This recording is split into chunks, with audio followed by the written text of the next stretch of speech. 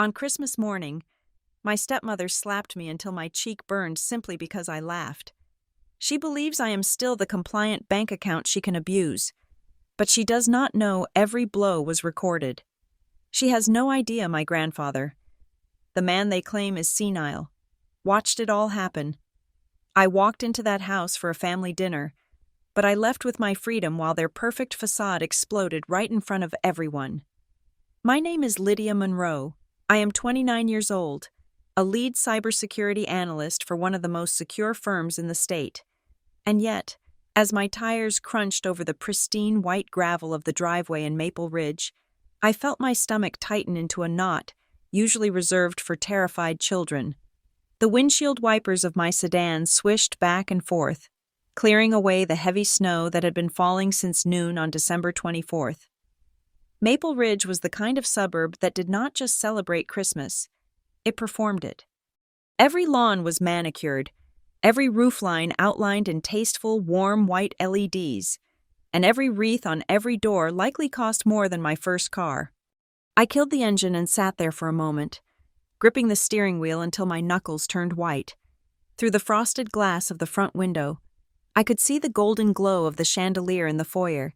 It was a 2-story colonial revival, styled to look like a page torn from a high-end architectural magazine. It was perfect, it was flawless, and to me, it looked like a mausoleum. It was the physical manifestation of my father's second marriage. Beautiful on the outside, hollow and freezing on the inside. I checked my reflection in the rearview mirror. I looked put together. I looked like the successful woman I was supposed to be. But I knew that the moment I stepped through that mahogany front door, the Lydia Monroe who commanded a team of 15 security experts would vanish, replaced by the ghost of the girl who just wanted her father to look at her without sighing. I grabbed the elegantly wrapped box from the passenger seat, a bottle of vintage scotch for my father that cost me $400, and stepped out into the biting cold.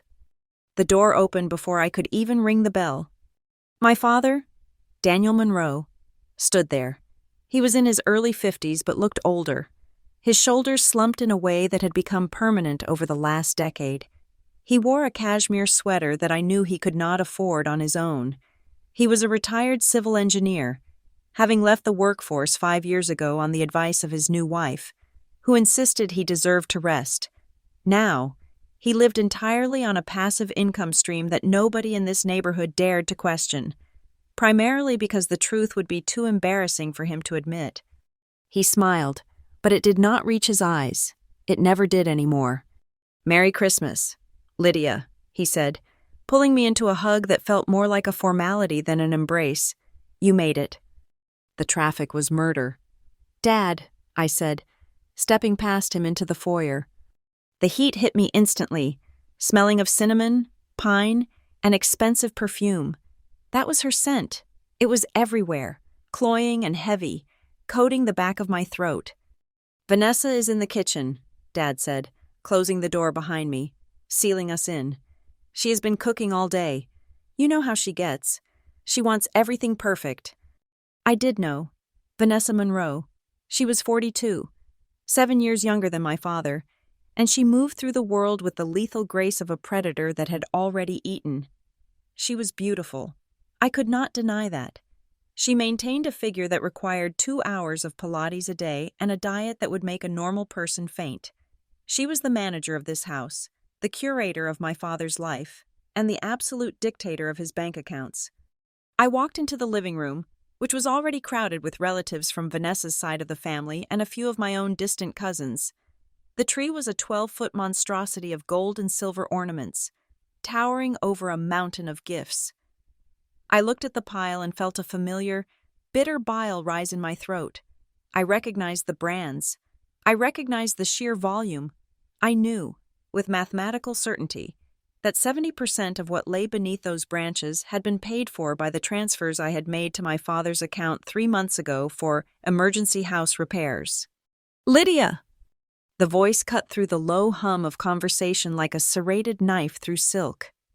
Vanessa emerged from the kitchen, wiping her hands on a decorative towel that probably cost $50.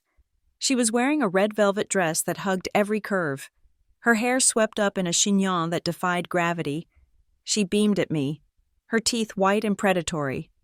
"You are late, darling," she said, coming over to kiss the air next to my cheek. "We were worried you were working on Christmas Eve again. You know how much your father hates it when you prioritize that computer screen over family." "I am actually early." "Vanessa," I said, keeping my voice level. "It is only 5 o'clock." She laughed, a tinkling, dismissive sound that drew the attention of the room.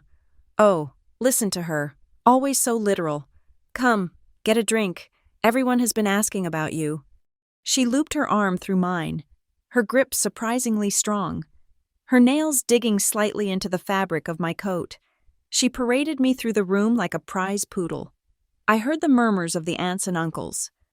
"Vanessa is such a saint," Aunt Linda whispered loudly enough for me to hear. "Look at how she welcomes Daniel's daughter. So inclusive." "She really holds this family together," another voice agreed. I accepted a glass of wine I did not want and stood near the fireplace, watching them. My father was in the corner, laughing too loudly at a joke his brother-in-law made. He looked relieved that Vanessa was happy. That was his entire existence now, managing Vanessa's mood so he could survive in the ecosystem she had built. Suddenly, Aunt Linda clapped her hands. "Oh, it is time. We have to call Franklin." The room quieted down. My heart stuttered. Grandpa Franklin. My grandfather, Franklin Hale, was 78 years old. 2 years ago. Vanessa and my father had moved him into what they called a premier assisted living community.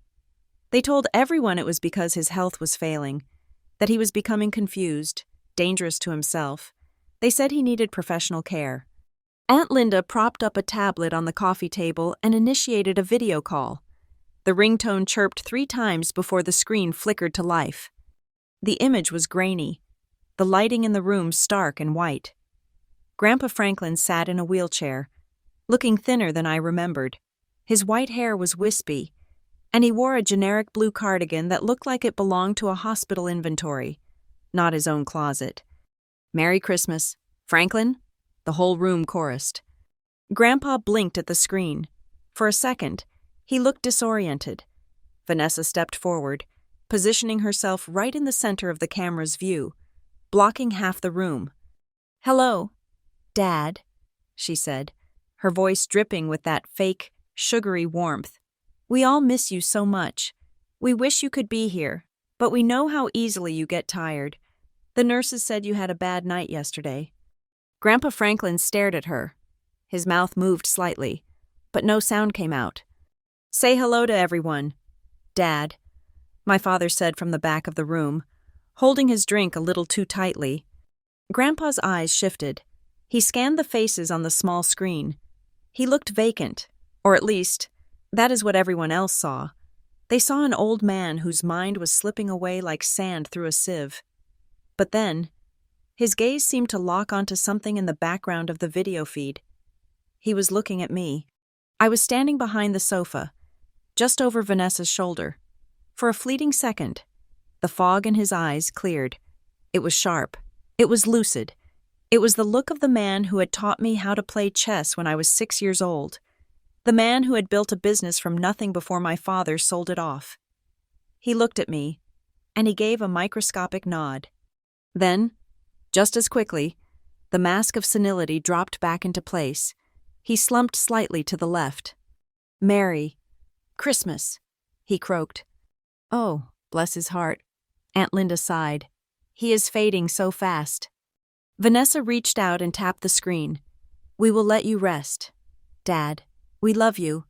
We will come to visit next week to bring your gifts." She ended the call before he could say another word. The screen went black. "It is for the best," Vanessa said, turning back to the room with a practiced, mournful expression. "He gets so confused with too much noise. The doctors say overstimulation is bad for his heart." I felt a surge of rage so hot it almost made me dizzy. I knew that look in his eyes. He was not confused. He was trapped. "So, Lydia," Uncle Mike boomed, breaking the tension. He was Vanessa's brother, a man who sold insurance and thought he was a comedian. "Still single? Or did you finally find a guy who does not mind a woman who makes more money than him? A ripple of laughter went through the room. It was that casual, misogynistic banter that passed for humor in this family. Actually, I am focusing on my career. Mike, I said, my voice tight. Vanessa swirled her wine, looking at me with a pitying smile. Oh, Mike, do not tease her. You know Lydia is particular. Not everyone is cut out for a traditional family life. Some women are just meant to be alone.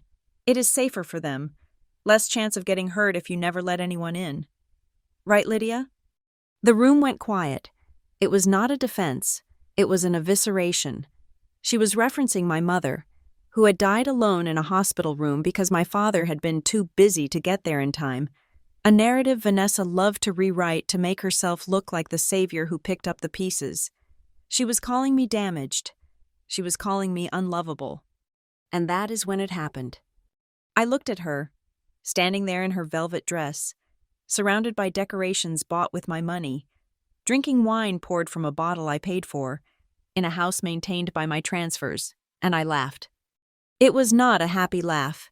It was a short, sharp bark of sound. It was the laugh of someone who had suddenly realized the absurdity of the entire play. It was the sound of a pressure valve snapping. The room froze. My father looked terrified. Vanessa's smile did not waver, but her eyes went dead, like a shark rolling its eyes back before a strike. "Excuse us for a moment," she said, her voice terrifyingly light.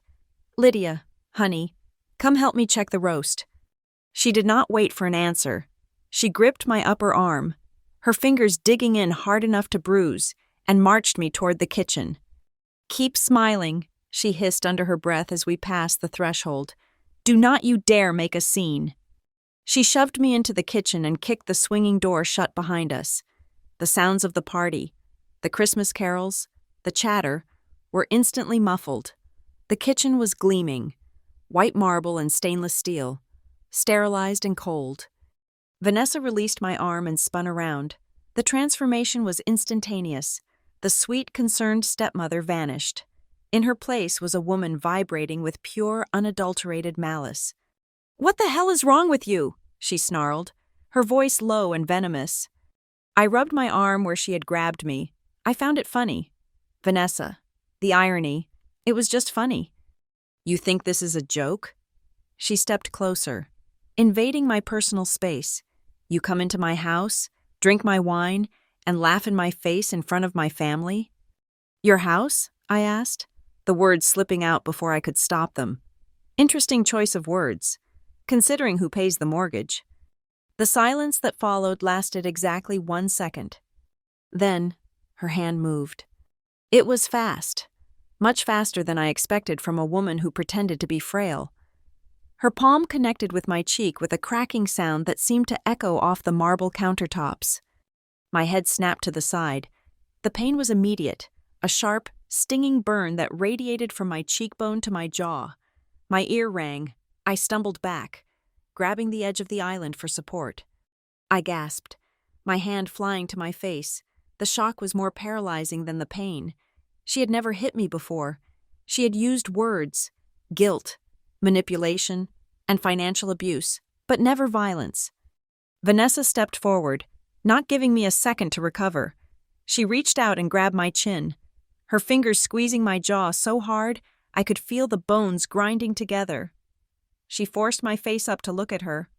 "Listen to me, you ungrateful little brat," she hissed, her face inches from mine. I could smell the wine on her breath. "You think because you throw a few checks at your father that you own this place? You are nothing. You are a guest. And if you ever embarrass me like that again, if you ever dare to laugh at me in my own home, I will make sure Daniel cuts you off completely. You will not just be out of the house. You will be out of the family. Do you understand me?" I stared at her, my heart hammering against my ribs like a trapped bird. My cheek was throbbing, heat radiating from the imprint of her hand. I saw the absolute confidence in her eyes. She thought she had won. She thought I was the same 18-year-old girl who cried when she threw out my mother's photos. "I understand," I whispered, because my voice would not go any louder. "Good," She shoved my face away, as if touching me had dirtied her hands. "Fix your face. Put some powder on that red mark. We are going back out there in 5 minutes, and you are going to smile, and you are going to thank Uncle Mike for his joke." She turned her back to me to check her own reflection in the oven glass, smoothing her hair, putting the mask back on. I stood there, trembling. I leaned back against the counter, fighting the urge to run, to scream, to tear the kitchen apart. I tilted my head back, trying to stop the tears from ruining my mascara, staring up at the ceiling. And that is when I saw it. It was tiny, almost invisible, tucked away in the corner of the ceiling, right where the crown molding met the top of the cabinet. There was a small, rhythmic pulse. A red dot. It blinked once, twice.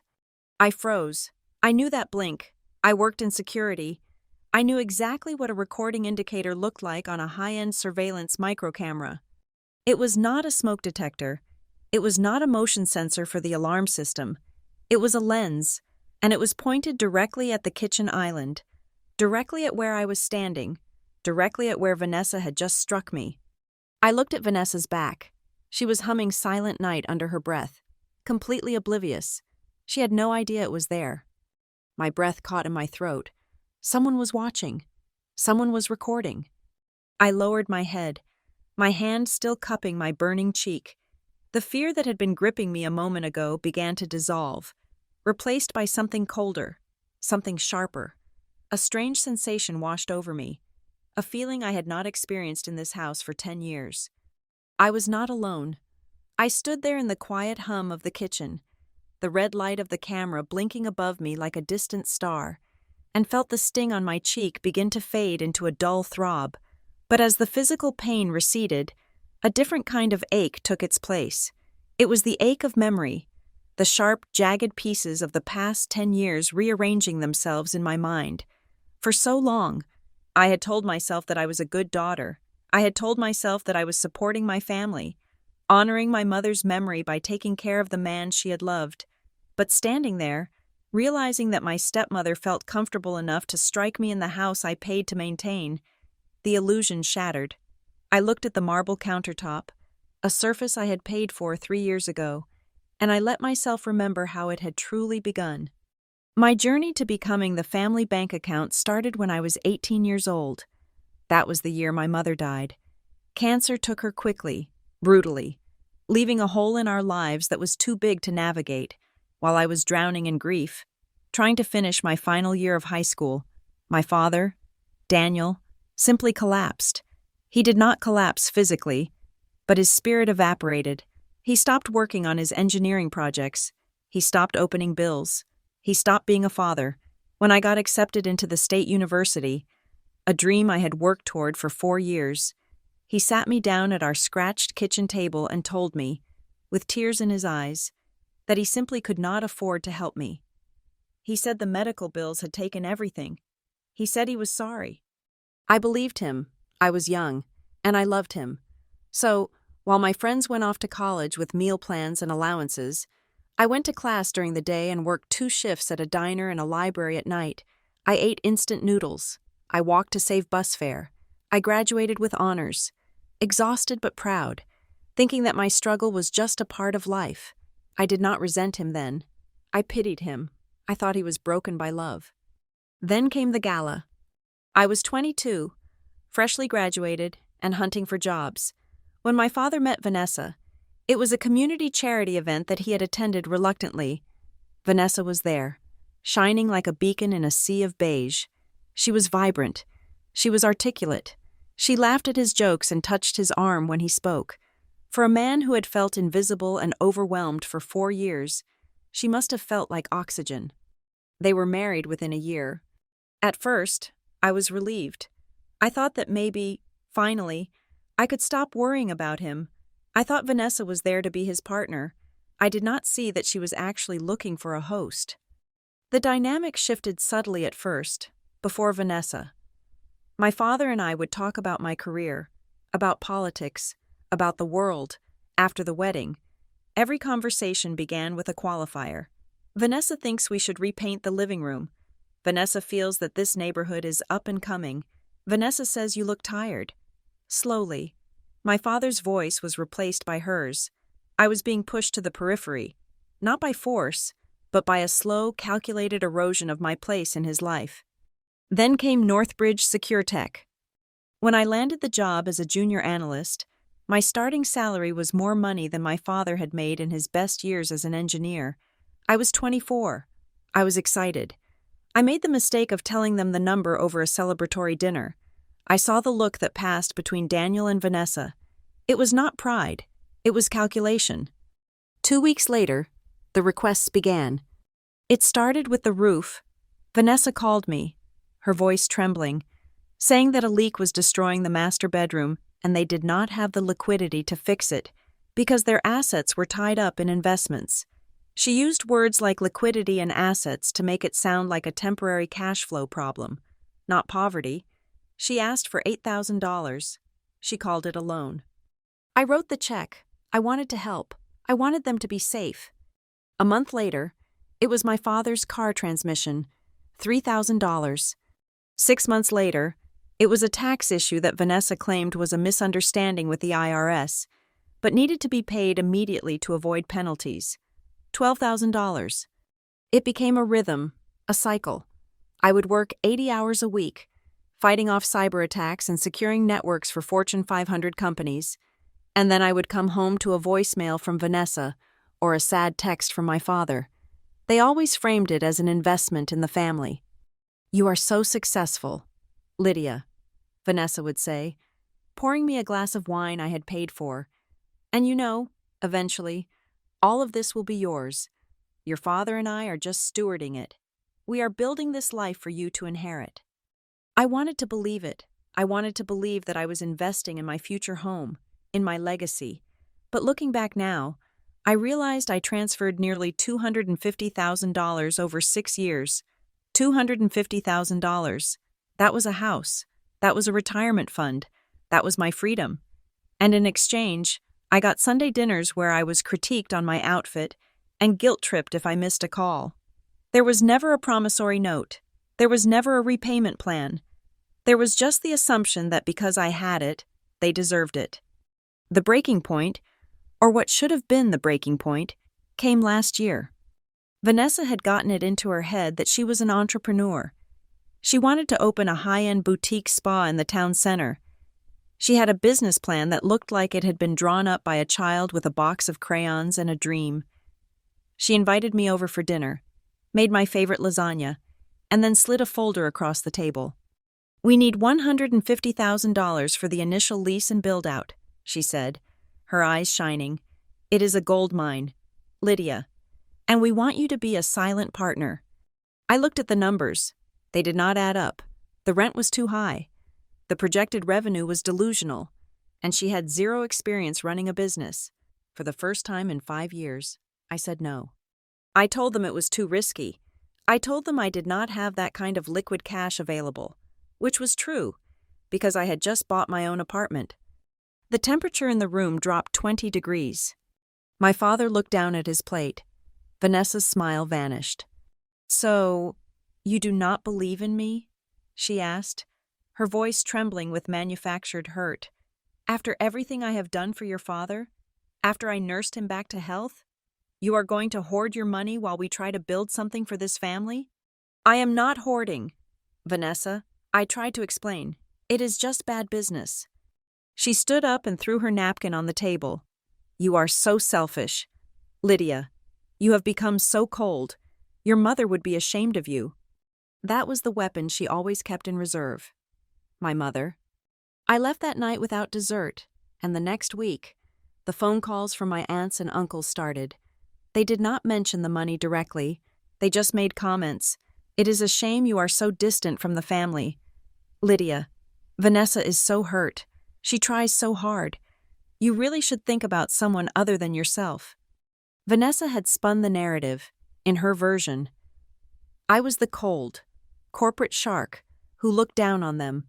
I was the ungrateful daughter sitting on a pile of gold while they struggled to make ends meet. She was the martyr, sacrificing her youth to care for my aging father and my sick grandfather. And that brought my mind to Grandpa Franklin. Franklin Hale was the only person in the family who had ever truly seen me.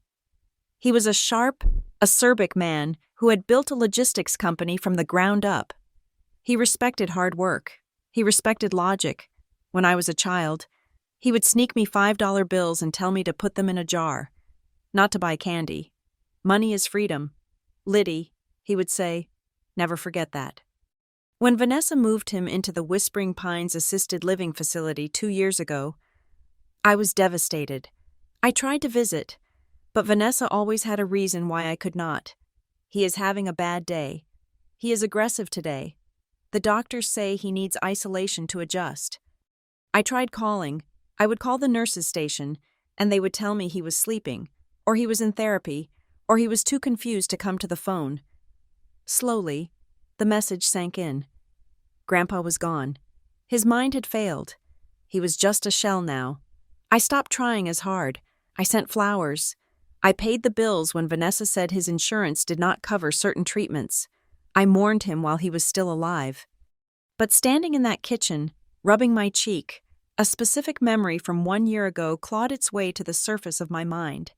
It was a memory I had suppressed because it was too painful, too confusing at the time. I had managed to sneak into the facility once, bypassing Vanessa's blockade by coming on a Tuesday morning when I knew she had her Pilates class. I found Grandpa Franklin in the solarium, staring out at the snow. He looked frail. His hands shook. When I sat down next to him, he looked at me with cloudy eyes and called me by my mother's name. "Sarah?" he had whispered. "No, Grandpa. It is Lydia," I had said, my heart breaking. He had nodded slowly, drifting back into silence. I sat with him for 20 minutes, holding his hand, telling him about my job, about how lonely I felt. I did not think he was listening. I thought he was lost in the fog of dementia.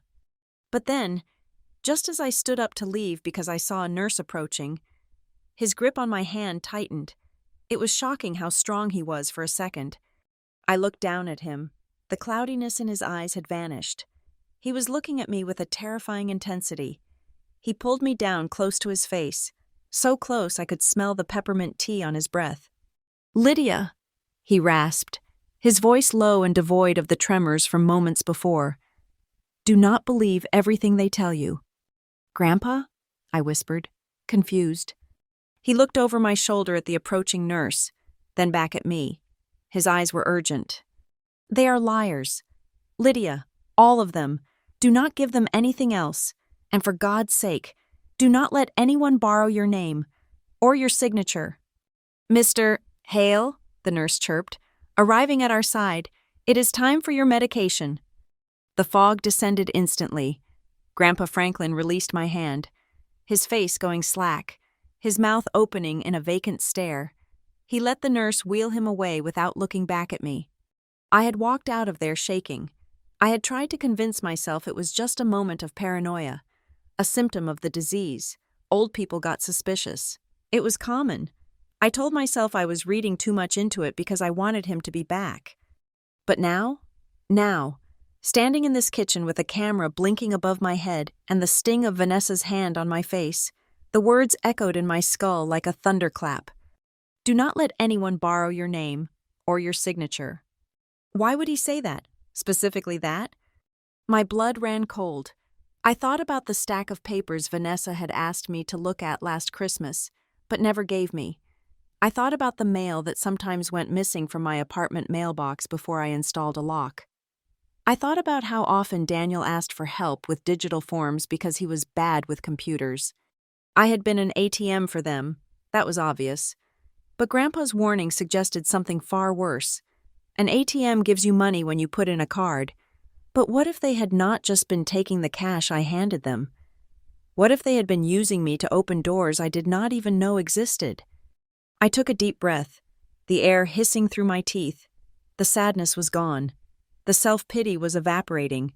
In its place, the cold, analytical mind of a cybersecurity expert was coming online. I was done being the daughter. I was done being the victim. I checked my watch. It was 6:15. The dinner was just beginning. The camera above me blinked again, a silent ally in the enemy camp. I adjusted my collar, checked my reflection in the dark window of the oven, and saw a woman who was finally waking up. Grandpa Franklin had warned me. He had tried to tell me, and tonight, I was going to find out exactly what he meant, even if I had to burn this perfect, magazine-ready house to the ground to find the truth in the ashes. I pushed open the kitchen door and walked back into the party. To understand why I walked into that house on Christmas Eve with a hidden camera around my neck, you have to go back 3 weeks. You have to understand the specific, calculated pressure that was applied to make sure I showed up, and the conversation that finally made me snap out of my decade-long trance. It started on a Tuesday night in early December. I was in my apartment, staring at a frozen dinner and trying to decompress after a 12-hour shift, fighting off a ransomware attack on a regional bank. My phone buzzed on the counter. When I saw the caller ID, my stomach did that familiar flip-flop. It was my father. We had not spoken in 2 months, not since I had declined to fund Vanessa's spa fantasy. I expected a guilt trip. I expected silence or a curt request for something. Instead, when I answered, I heard a voice I had not heard in years. "Lydia, is that you, honey?" It was soft. It was warm. It sounded like the man who used to carry me on his shoulders to see the fireworks on the 4th of July, not the man who asked for wire transfers. "Hi, Dad," I said, guarding my tone. "Is everything okay?" "Everything is fine," he said, and I could hear the smile in his voice. "Better than fine. I was just sitting here with Vanessa, looking at old photos of your mother. Do you remember that Christmas we went to the cabin? The year it snowed so much we were trapped for 3 days?" I sat down, my dinner forgotten. I remembered. It was the last really good Christmas before Mom got sick. I remember. "I miss that, Lydia," he said, his voice cracking just enough to break my heart. "I miss us. I know things have been tense. I know I have asked a lot of you. But I do not want to fight about money anymore. I just want my daughter back. Vanessa feels terrible about the misunderstanding with the business. She wants to make it right. Please, come home for Christmas this year. Just for dinner. No business talk. Just family." I closed my eyes. I was 29 years old, a woman who hunted hackers for a living. But in that moment, I was just a lonely girl who wanted her dad. "Okay, Dad," I whispered. "I will be there." 10 minutes later, my phone pinged with a text message from Vanessa. It was filled with heart emojis and praying hands. "Lydia, darling, I am so happy you are coming. Let's leave the past in the past. Sisters fight. Mothers and daughters fight. But love remains. This Christmas is a new beginning for us. I promise to make it perfect." I read it twice. Part of me, the logical part, screamed that this was a trap. Vanessa did not apologize. Vanessa did not leave the past in the past. She stored the past in a silo to use as ammunition later. But the other part of me, the part that was tired of spending holidays alone or as a third wheel at friends' houses, wanted to believe it. I wanted the fantasy. The next day at work, that fantasy collided with reality. Northbridge SecureTech was a fortress of glass and steel in the center of the city. My office was on the 30th floor, overlooking the skyline.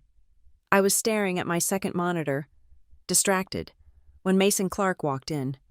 Mason was our internal legal counsel, a man with a mind like a steel trap and a sense of humor that was equally dangerous. We had started at the company around the same time, and he was the only person there who knew the full extent of my family drama. He saw me staring into space and dropped a file on my desk.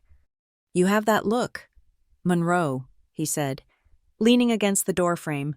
"The look that says you are about to do something stupid involving your checkbook." I spun my chair around. Not my checkbook. "Mason, my time. I am going home for Christmas." Mason raised an eyebrow. "Home? As in, the house of the wicked stepmother and the vanishing father?" "They called me," I said defensively. My dad sounded different. He sounded like himself. And Vanessa texted me. She wants a truce. Mason walked over, pulled up a chair, and sat down. He did not laugh. He looked at me with the same intensity he used when reviewing a non-disclosure agreement. "Lydia," he said quietly, We have been friends for 5 years. In those 5 years, I have seen you pay for a new roof, a transmission, a phantom tax bill, and a renovation for a kitchen you never eat in. I have seen you cancel vacations because Dad needs help. Tell me, what is the interest rate on the Bank of Lydia? It is not a bank. Mason, it is family. 0%, he continued, ignoring me. You have 0% interest, you have 0% repayment, and you have 0% respect. If this was a client coming to me, telling me they were pouring resources into a subsidiary that provided no returns and actively insulted management, I would tell them to liquidate and cut ties. It is not a business, I snapped, though I knew he was right. It is exactly a business, he countered. And right now, you are the only investor. Look, if you are going to go, fine, but stop going in blind. You are the best analyst in this building. You can find a breach in a firewall in 10 minutes. Why do you turn your brain off when it comes to them? He stood up and smoothed his suit jacket. At least do this, he said, pointing a finger at me. If you are going to give them another dime, get it in writing, or better yet, stop giving. Start documenting. Go back and look at your history. Build a case file. Because feelings lie. Lydia. Data does not. He left my office, leaving me in silence. I sat there for a long time. The city lights blurred outside the window. Data does not lie. Slowly, I unlocked my workstation. I opened a new secure folder. I named it Family Audit. I started with my bank statements. I went back 5 years.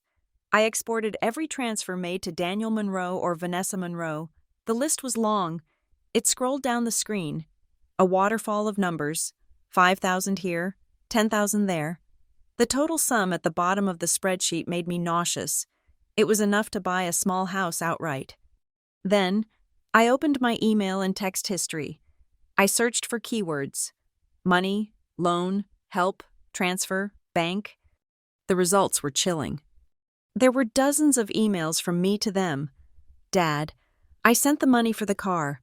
Vanessa, the transfer for the roof is confirmed. Here is the confirmation number for the medical bill. But when I looked for their requests, silence. There were almost no emails from them asking for specific amounts.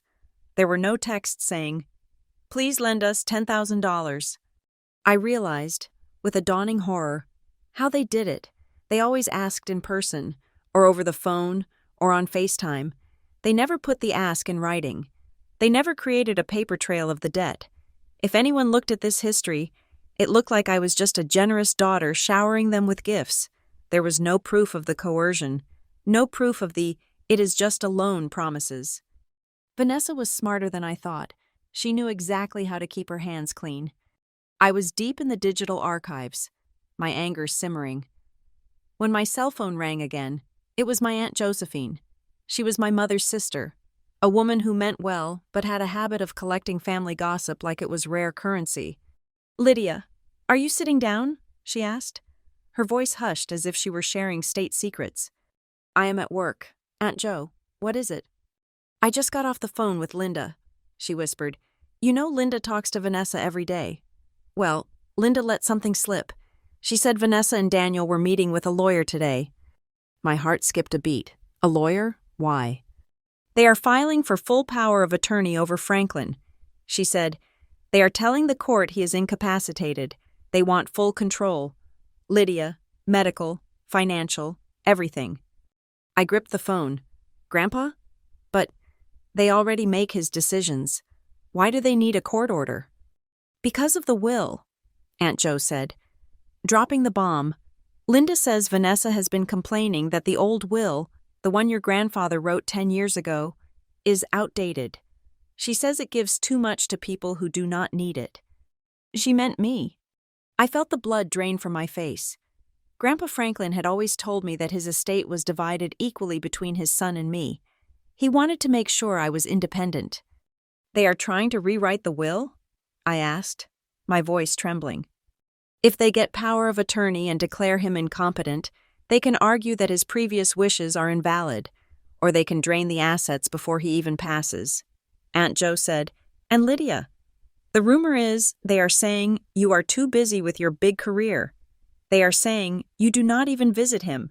They are painting you as the estranged, wealthy granddaughter who abandoned the family so they can justify taking everything for themselves. I hung up the phone. I did not say goodbye. I just sat there, the hum of the server room down the hall vibrating in the floorboards beneath my feet. The pattern was suddenly so clear it was blinding. The sweet phone call from Dad, the text from Vanessa, the invitation to Christmas. It wasn't about reconciliation, it was about optics. They needed me there. They needed a photo of the happy family to show the court or the social workers. Look, we are all together. Look, she is just a guest. Look, we are the ones taking care of the old man. Or maybe they needed money again to pay the lawyer who was helping them steal my inheritance. I felt a wave of nausea, followed immediately by a cold, hard rage. They were not just using me as an ATM. They were actively dismantling my future and my reputation to feed their own greed. They were using my money to pay for the shovel they were using to bury me. I stood up and walked to Mason's office. He was on a call. But when he saw my face, he hung up immediately. "You were right," I said. My voice was steady, terrifyingly so. "Tell me," he said. "They are going after my grandfather. I told him they are getting power of attorney, and they are rewriting history to make me look like the villain so they can cut me out of the will, all while using my money to live like royalty." Mason leaned back in his chair. He did not say, "I told you so." He just looked at me with a grim expression. "So," he asked, "what are you going to do? Are you going to skip Christmas?" "No," I said, "I am going." "Lydia, that is dangerous. If you go there and lose your temper without a plan, you play right into their hands. They will use your anger as proof that you are unstable or difficult." "I know," I said. "That is why I am not going as their daughter." Mason tilted his head. "Then who are you going as?" I looked at him, and I felt the shift deep inside me. The part of me that was a frightened little girl died in that office. "I am going as a security consultant conducting a penetration test." I said, "I am going to walk into that house, and I'm going to record everything, every conversation, every lie, every threat. If they want to paint a picture of me for the court, I am going to make sure the court sees the high-definition reality instead." Mason stared at me for a long moment. Then, a slow, sharp smile spread across his face. He opened his drawer and pulled out a card. "Then you need better equipment," he said, "and you need to stop thinking about defense." He leaned forward, his eyes locking with mine. "You are a cybersecurity expert, Lydia.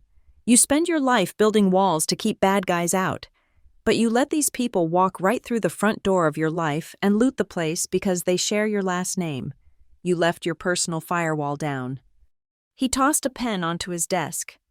"Build the firewall, Lydia, and then, once you are safe behind it, burn their network down." I took the card. It was for a private investigator and surveillance specialist he used for corporate espionage cases. I looked out the window at the snow beginning to fall over the city. "I will," I whispered. And that was the moment the plan was born. I would play the part. I would be the good daughter. I would go to the dinner. I would let them think they had won. But I would be watching. And when they finally made their move, when they finally showed their true faces thinking no one was looking, I would have the receipts. The Christmas dinner was not an invitation. It was a crime scene. And I was finally ready to collect the evidence. The week before Christmas was a blur of gray skies and even grayer office interiors. But for the first time in my life, I was not drowning in work. I was drowning in preparation. Mason's words had taken root in my brain like a command line in a terminal. Build the firewall. I stopped treating my family like relatives and started treating them like a potential security threat. It was a cold way to look at the people who raised me, but every time I felt a twinge of guilt. I just replayed that phone call from Aunt Josephine in my head. They were coming for everything. My first stop was Elena Park.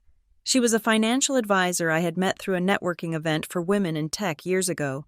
She was sharp, meticulous, and had a reputation for being ruthless with portfolio management. I sat in her office on a Tuesday morning, watching the snow fall against the floor-to-ceiling windows. I need to lock it down. Elena, I said, pushing a mug of tea around on her desk. All of it. Elena typed something on her keyboard, her eyes scanning my current accounts. When you say lock it down, Lydia, do you mean low-risk bonds? I mean, I want my accounts to be Fort Knox. I said, I want to move the bulk of my liquid assets, my savings, my investment dividends, everything, into new accounts at a different institution.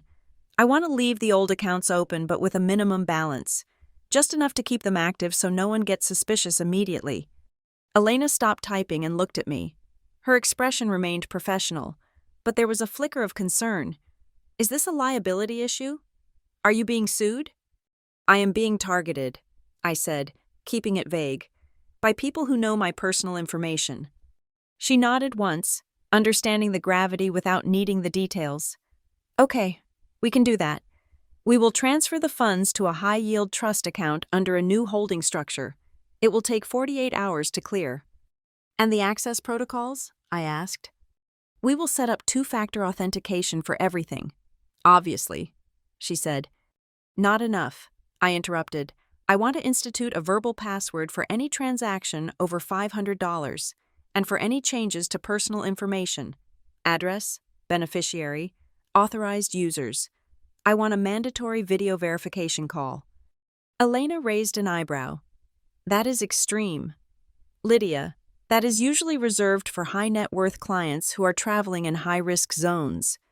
I am in a high-risk zone, I murmured. We set it up. I watched as she typed in the new protocols. If Vanessa or my father tried to call the bank pretending to be me, or if they coerced me into making a transfer while standing over my shoulder, the bank would require a video call with a specific agent. It was a safety net. If I was ever cornered, I could signal for help without saying a word. When I walked out of her office, I felt lighter. My money, the money I had traded my 20s for, was safe. It was no longer sitting in a checking account that my father knew the routing number for. The next step was the legal defense. Mason came through, as he always did. He introduced me to Harper Quinn, a family law attorney who operated out of a converted brownstone in the historic district. Harper was different from the corporate sharks I dealt with at work. She was softer-spoken, wearing a knitted cardigan instead of a blazer, but her eyes were incredibly observant. We sat in her library, surrounded by dusty books. I had brought my laptop. Mason tells me you are conducting a forensic audit of your own history, Harper said, opening a legal pad. I opened the spreadsheet I had been compiling. It was painful to look at. I turned the laptop toward her. This is the last 5 years, I said, my voice steady. Every check, every wire transfer, every time I paid a contractor for work on their house, every time I paid off a credit card bill my father claimed was an error. Harper adjusted her glasses and leaned in. She scrolled down the list in silence. The silence stretched out, punctuated only by the ticking of a grandfather clock in the corner. After what felt like an hour, she sat back and took a breath. Lydia, she said softly, do you know the total? I have not summed it up yet, I admitted. I was too afraid to look. Harper turned the laptop back to me. She pointed to the bottom cell of the spreadsheet. You should look. I looked. The number stared back at me in bold black font. $218,450. I felt the air leave my lungs. It was staggering. That was not just help. That was a fortune. I had been driving a 6-year-old car and living in a 1-bedroom apartment while pouring nearly $250,000 into a house I did not own and a lifestyle I did not share. 218,000, I whispered. And 0 repayment, Harper noted, tapping the empty column next to it. No promissory notes? No emails detailing a repayment schedule? No, I said, feeling foolish. They said it was for the family. They said I would inherit it all anyway. Harper sighed, taking off her glasses. That is the oldest trick in the book. Lydia. Future inheritance is the carrot they dangle to get cash now. But unless that promise is in a binding contract or a trust, it is just wind. She leaned forward, her demeanor shifting from sympathetic to strategic. Here is the reality. Unless you can prove these were loans, this money is gone. The law will view these as gifts. You are an adult. You gave money to family members voluntarily. We cannot sue to get this back right now. I nodded, swallowing the bitterness. I figured that. But, she continued, raising a finger, we can stop the bleeding, and we can prepare for the next assault. If they ask for money this Christmas, and looking at this pattern, they will. You need to change the rules of engagement. How? Everything in writing. Harper said firmly, if your father asks for money to fix the boiler, you tell him to email you the quote from the contractor. If Vanessa asks for a loan for her business, you tell her to send a business plan and a loan agreement to your lawyer. They will never do that. I said, they will get offended. They will say I am being cold. Exactly, Harper said. That is the point. Con artists hate paper trails. If their need is genuine, they will provide the documentation. If it is manipulation, they will attack you for asking. And that attack? That is what we need to capture. She handed me a business card. Tell them you have hired a financial manager who requires documentation for tax purposes. Blame it on me. Blame it on the IRS. Make yourself the helpless middleman. It takes the emotion out of the equation. I left Harper's office with a headache, but also with a strategy. The number, 218,000, was burned into my retinas. It was no longer an abstract concept of helping Dad. It was theft. The final piece of my preparation was physical. I went to a specialty electronics store on the edge of the city, a place that supplied private investigators and security firms. I did not want a taser or pepper spray. I wanted something that could bear witness. I bought a pendant. To the naked eye, it looked like a generic, modern piece of costume jewelry, a black onyx stone set in silver, hanging on a long chain. But inside the onyx was a high-definition lens, and the chain housed a tiny microphone and a battery that could record for 6 hours. It cost me $400. The clerk showed me how to sync it to my phone. It uploads to a secure cloud in real time if you have a signal, he explained. If not, it saves to the internal drive. I held it in my hand. It felt heavy. I am not a spy. I thought, I am a daughter going to Christmas dinner. But then I remembered the number, 218,000. I put the necklace on. It fell to the center of my chest, perfectly positioned. Finally, I logged into my bank app on my phone and set strict limits on my physical debit and credit cards. I set the daily transaction limit to $50. If anyone, say, a stepmother with sticky fingers, slipped my wallet out of my purse while I was in the bathroom, the most they could get was a tank of gas. By the time Christmas Eve arrived, I was a fortress. My money was moved, my defense was ready, my surveillance was active. And yet, as I drove toward Maple Ridge through the snow, the armor cracked. I gripped the steering wheel, and a traitorous tear slipped down my cheek. I hated myself for it. I hated that despite the audit, despite the lawyer, despite the $200,000 gone, a small, stupid part of me was still hoping. I hoped that when I walked in, my dad would just hug me. I hoped he would say, Lydia, I missed you, and mean it. I hoped Vanessa would just be annoying, not malicious. I hoped that I had overreacted. I wanted to be wrong. I wanted to be the crazy, paranoid daughter who hired a lawyer for no reason. Because if I was right, if they really were plotting against me and Grandpa, then I did not have a family anymore. I just had enemies who shared my DNA.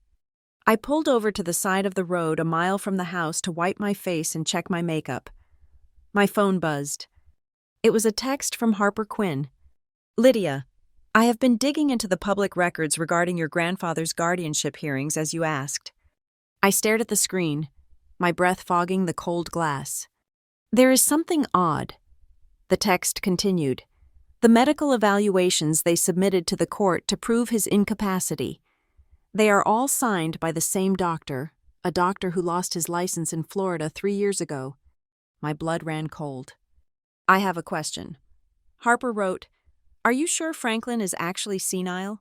Or is he just medicated? Because if he is competent, and they are using forged or dubious medical records to take control of his estate. That is not just a civil dispute, that is criminal fraud and elder abuse. I stared at the message. The memory of Grandpa in the solarium came rushing back. Do not let anyone borrow your name. He was not confused. He was fighting. I put the car in gear.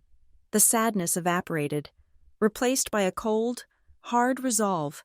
I was not going to dinner to make peace. I was going to a rescue mission. I touched the onyx pendant at my throat, pressed the tiny button on the back to activate the recording, and drove the last mile into the lion's den. The digital clock on my dashboard read 4:15 in the afternoon on December 24th as I pulled up to the curb. The house looked like a Christmas card that had come to life. Thousands of warm white lights outlined every eave and window, pulsating gently in a slow, hypnotic rhythm. A wreath the size of a tractor tire hung on the front door, adorned with real cranberries and gold-dusted pine cones. It was beautiful. It was breathtaking. And I felt a cold knot of dread tighten in my stomach that had nothing to do with the freezing temperature outside. I checked my reflection in the rearview mirror. My makeup was flawless, a shield of foundation and contouring designed to hide the fatigue of the last few weeks. I reached up and touched the black onyx pendant resting against my sternum. It felt cool and heavy. I pressed the tiny button on the back, holding it for 3 seconds until I felt the single, short vibration against my skin that signaled the device was active.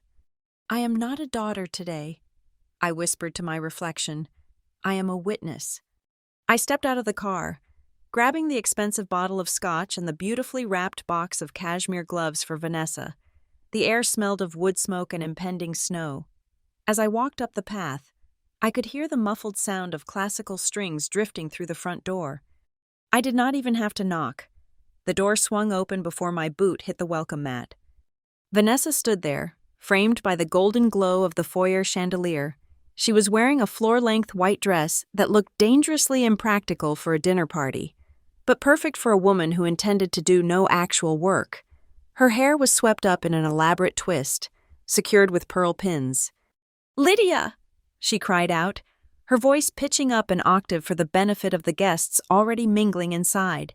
"You made it!" She descended upon me in a cloud of expensive floral perfume. She wrapped her arms around me, pulling me into a hug that looked affectionate to an observer but felt like a vice grip to me. Her fingers dug into the wool of my coat, pinching the skin of my arm. She leaned in close, her cheek brushing mine, and the smile in her voice evaporated instantly. "You are late," she hissed directly into my ear. "Do not make a scene tonight, and do not disappoint your father. We are close to a breakthrough with him. Be obedient." She pulled back, her face instantly rearranging itself into a mask of radiant welcome. "Look at you. You look so professional. As always. Come in, come in. It is freezing." I walked into the foyer, my heart hammering a slow, heavy rhythm against the hidden microphone on my chest. The house was suffocatingly warm. The smell of cinnamon and roasting poultry was thick in the air, overlaying the scent of pine. My father was standing near the staircase, holding a tumbler of amber liquid. He looked tired. His smile was reflexive, a muscle memory, rather than an emotion. "Hi, Dad," I said, walking over to him. "Lydia," he said, pulling me into a one-armed hug. He smelled of scotch and peppermint. "I am proud of you for coming. I know you are busy." "It is good to see you." "Dad," I said, stepping back, "I wanted to talk to you about—" "Not now." "Lydia," he interrupted, his eyes darting toward Vanessa, who was watching us from the doorway of the living room like a hawk. "Let's not talk about work, or your life in the city. Tonight is about family. It is about the future." He lowered his voice. "We have to think about Grandpa Franklin," he murmured. "He needs us, all of us." I stiffened. I wanted to ask him right then if needing us meant stealing his estate, but I bit my tongue. I had to wait. I had to let them play their hand. We moved into the dining room. It was set for 12 people. The table was a masterpiece of tablescaping, with a runner of fresh greenery, crystal goblets, and silver candelabras. I found my place card. I was seated at the far end, away from my father, sandwiched between Aunt Linda and a cousin I barely knew. Vanessa, of course, sat at the head of the table, opposite Daniel. Dinner was a performance. Vanessa directed the conversation like a conductor. She signaled when to laugh, when to be somber, when to toast. "Does everyone like the glaze on the ham?" she asked, beaming. "It is a special recipe I found. I spent 3 hours on it this morning." "It is delicious." "Vanessa," Aunt Linda chirped, "you do so much for this family. I do not know how you have the energy." Vanessa sighed, a tragic, beautiful sound. She took a sip of her wine, her eyes glistening with practiced moisture. "It is exhausting, I will admit," she said, her voice trembling slightly, "especially with Dad. With Franklin's condition deteriorating so rapidly." The table went quiet. Forks clinked against china. I looked at her, keeping my face neutral. The camera on my chest was pointed directly at her. "Is he worse?" I asked, my voice calm. "I thought the doctors said he was stable." Vanessa looked at me with pity. "Oh, Lydia, you would know if you were around more, but I know. You have your contracts. You have your millions to chase." She turned back to the rest of the table. "He forgets who we are half the time now. Last week, when Daniel and I went to visit, he thought Daniel was the gardener. It broke my heart. We have to be there every day just to make sure the nurses are feeding him properly. It is a full-time job." "That is why we are so grateful for Vanessa," my father added, his voice hollow. "She has sacrificed her career to manage Dad's care." I gripped my fork. Sacrificed her career? She had not worked in 6 years. "It is a burden I carry gladly," Vanessa said, placing a hand on her chest. "But the costs. Oh, the costs are becoming astronomical. The facility is raising their rates again in January. $5,000 a month just for the basic care package." She let the number hang in the air. 5,000. Suddenly, Uncle Mike, who had been quietly refilling his wine glass since the appetizers, leaned forward. His face was flushed, and his eyes were glassy. "Well, it is a good thing he is signing the papers then, right?" Mike slurred slightly, gesturing with a breadstick. The room froze. Vanessa's eyes widened a fraction of an inch. "What papers?" I asked, my voice cutting through the silence. Mike laughed, oblivious to the laser glare Vanessa was shooting at him. "The estate papers. Lydia, come on. We all know. Franklin is moving the house and the accounts over to Daniel and Vanessa to protect the assets. Since they are the ones actually taking care of him, it is only fair." He took a large bite of his roll. I felt a cold shockwave ripple through me. They were not just talking about power of attorney. They were talking about a full transfer of assets before death. They were looting the estate under the guise of protection. I looked at my father. He was studying the tablecloth intensely. "Dad?" I asked. "Is that true?" Vanessa cleared her throat loudly, regaining control of the room. "Mike has had a little too much Merlot," she said with a tight laugh. "But, yes. Lydia, we are looking into restructuring Dad's finances. It is complex." She looked at me, and her expression shifted into that familiar, manipulative sadness. "Actually, honey, since we are talking about it, that is part of why we wanted you here. We are drowning. The legal fees, the medical bills. It is draining everything we have. If you could just help us with a bridge loan, just until the restructuring is finalized, maybe 20 or 30,000, just to keep the nurses paid." I stared at her. I looked at the diamond tennis bracelet on her wrist, which probably cost $5,000. I looked at the vintage crystal wine glasses. I looked at the lie sitting comfortably on her face. It was a setup, the whole dinner, the invitation, the warmth. It was all just a stage to get me into this chair so they could guilt me into funding their legal battle to steal my own inheritance. I felt a bubble of hysterical laughter rising in my throat. It was so transparent. It was so insultingly simple. I will have to check my accounts," I managed to say, my voice tight. "Of course," Vanessa said, smiling as if she had already won.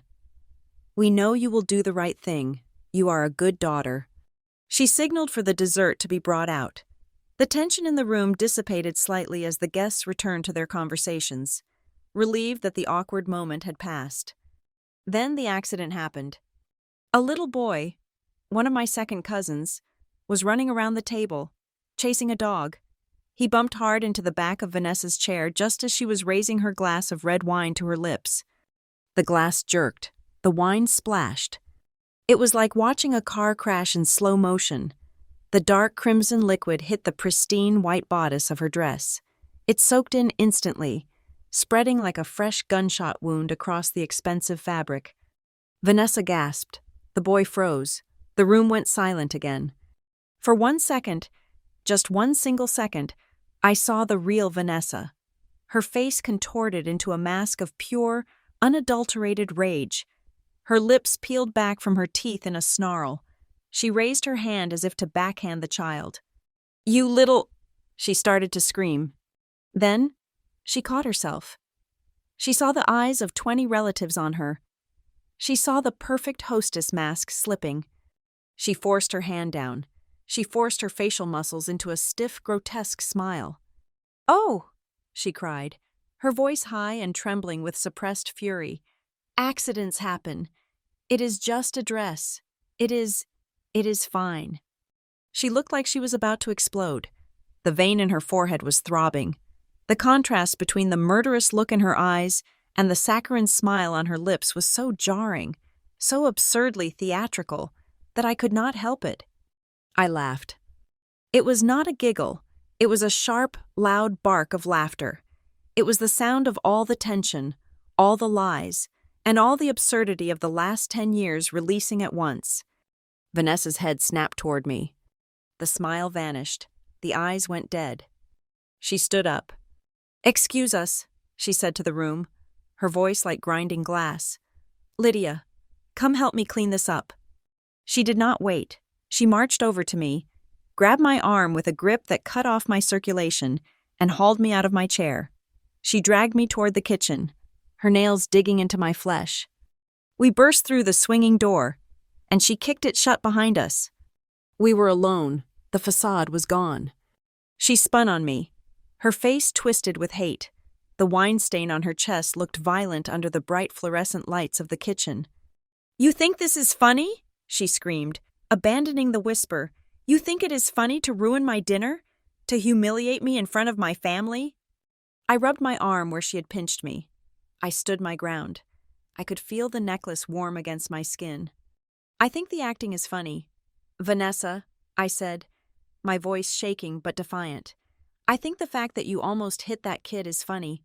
I think the fact that you are asking me for money while wearing a white dress that costs more than my mortgage is hilarious." She stepped forward. She was vibrating with anger. "You ungrateful, selfish little bitch," she spat. "You have no idea what I do to keep this family afloat. You sit in your ivory tower with your money, judging us." "I do not judge," I said. "I calculate." That was the wrong thing to say. She snapped. Her hand came up. I saw it coming. But I did not flinch. I let it happen. I needed it to happen. Smack. Her palm connected with my cheek with a force that rocked my head back. It was a solid, stinging blow. My ear rang. My skin burned instantly. But this time, I did not cry.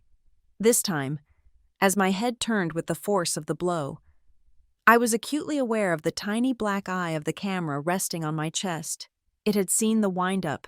It had seen the impact. It was recording the sound of the slap echoing off the tile. Vanessa did not stop. She reached out and grabbed my jaw, her fingers digging into my cheeks, forcing me to look at her. "Listen to me," she hissed, her face inches from mine. "If you ever laugh at me again, if you ever try to undermine me, I will destroy you. I will make sure Daniel cuts you off. You will not get a dime. You will not get the house. You will be nothing." I looked into her eyes. I saw the greed. I saw the fear. I saw the woman who had terrorized my father for a decade. And I knew, with absolute certainty, that she had just handed me the weapon I needed to end her. I stayed silent, letting the camera record her heavy breathing, her threats, the madness in her eyes. Get out of my sight, she snarled, shoving me backward. Fix your face, and if you say a word to anyone out there, I will tell them you attacked me. She turned to the sink to scrub at her dress. I stood there, my cheek throbbing, my heart pounding. I looked down at my chest. The pendant was still there, sitting innocently against my black blouse. I had it. I had the assault. I had the threats. I looked up, dazed, and that was when my eyes drifted to the ceiling, to the corner above the cabinets, and I saw the second red light. The one I had not placed there, the one on the ceiling. My breath caught in my throat. I touched my necklace, then looked at the ceiling. 2 cameras. One was mine, but who did the other one belong to? I looked at Vanessa's back as she cursed at the wine stain. She did not know about the ceiling camera. She was too busy acting to notice she was on a stage she had not built. A strange, cold shiver went down my spine. I was recording her, but someone else was recording both of us. I was not just a witness anymore. I was a participant in something much, much bigger. The silence that followed the slap was heavier than the blow itself. I stumbled back a step, my heel catching on the grout line of the tiled floor. My hand hovered over my cheek, feeling the heat radiating from the skin, but my fingers brushed against something else first, the cool, smooth surface of the black onyx pendant. The realization hit me with the force of a physical weight. It is recorded. Every vicious syllable she had just spat at me, the wet sound of her palm connecting with my face, the gasping breath she was taking now as she scrubbed frantically at the wine stain on her bodice. It was all there. It was locked inside the tiny drive resting against my sternum. Vanessa did not seem to realize the shift in the atmosphere. She was too consumed by her own narrative, too lost in the crisis of her ruined white dress, to notice that the victim standing behind her was no longer afraid. She was still scrubbing at the fabric with a wet towel, her back to me, muttering curses that would have made the guests in the other room faint. "You have always been a problem, Lydia," she said, her voice trembling with a mix of rage and adrenaline. "From the day I walked into this house, you have been a weight around our necks, a sullen, ungrateful weight."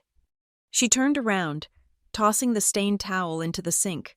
Her eyes were wild, darting over my face, looking for the fear she was used to seeing. When she saw my expression, blank, cold, unmoving, she mistook it for shock. She took it as an invitation to press her advantage. "You are going to go out there," she said, pointing a manicured finger at the swinging door, "and you are going to apologize to me in front of everyone. You are going to tell them you had too much to drink. You are going to tell them you are stressed from work and you snapped.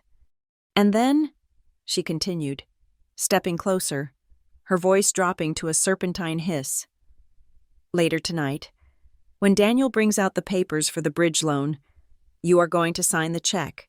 You are going to transfer the funds, because if you do not—" She let the threat hang in the air, smiling that tight, terrifying smile. "If I do not?" I asked. My voice sounded strange to my own ears. It was steady.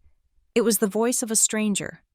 "If you do not," Vanessa whispered, leaning in so close I could smell the stale wine on her breath, "I will make sure every single person in that dining room believes you are unstable.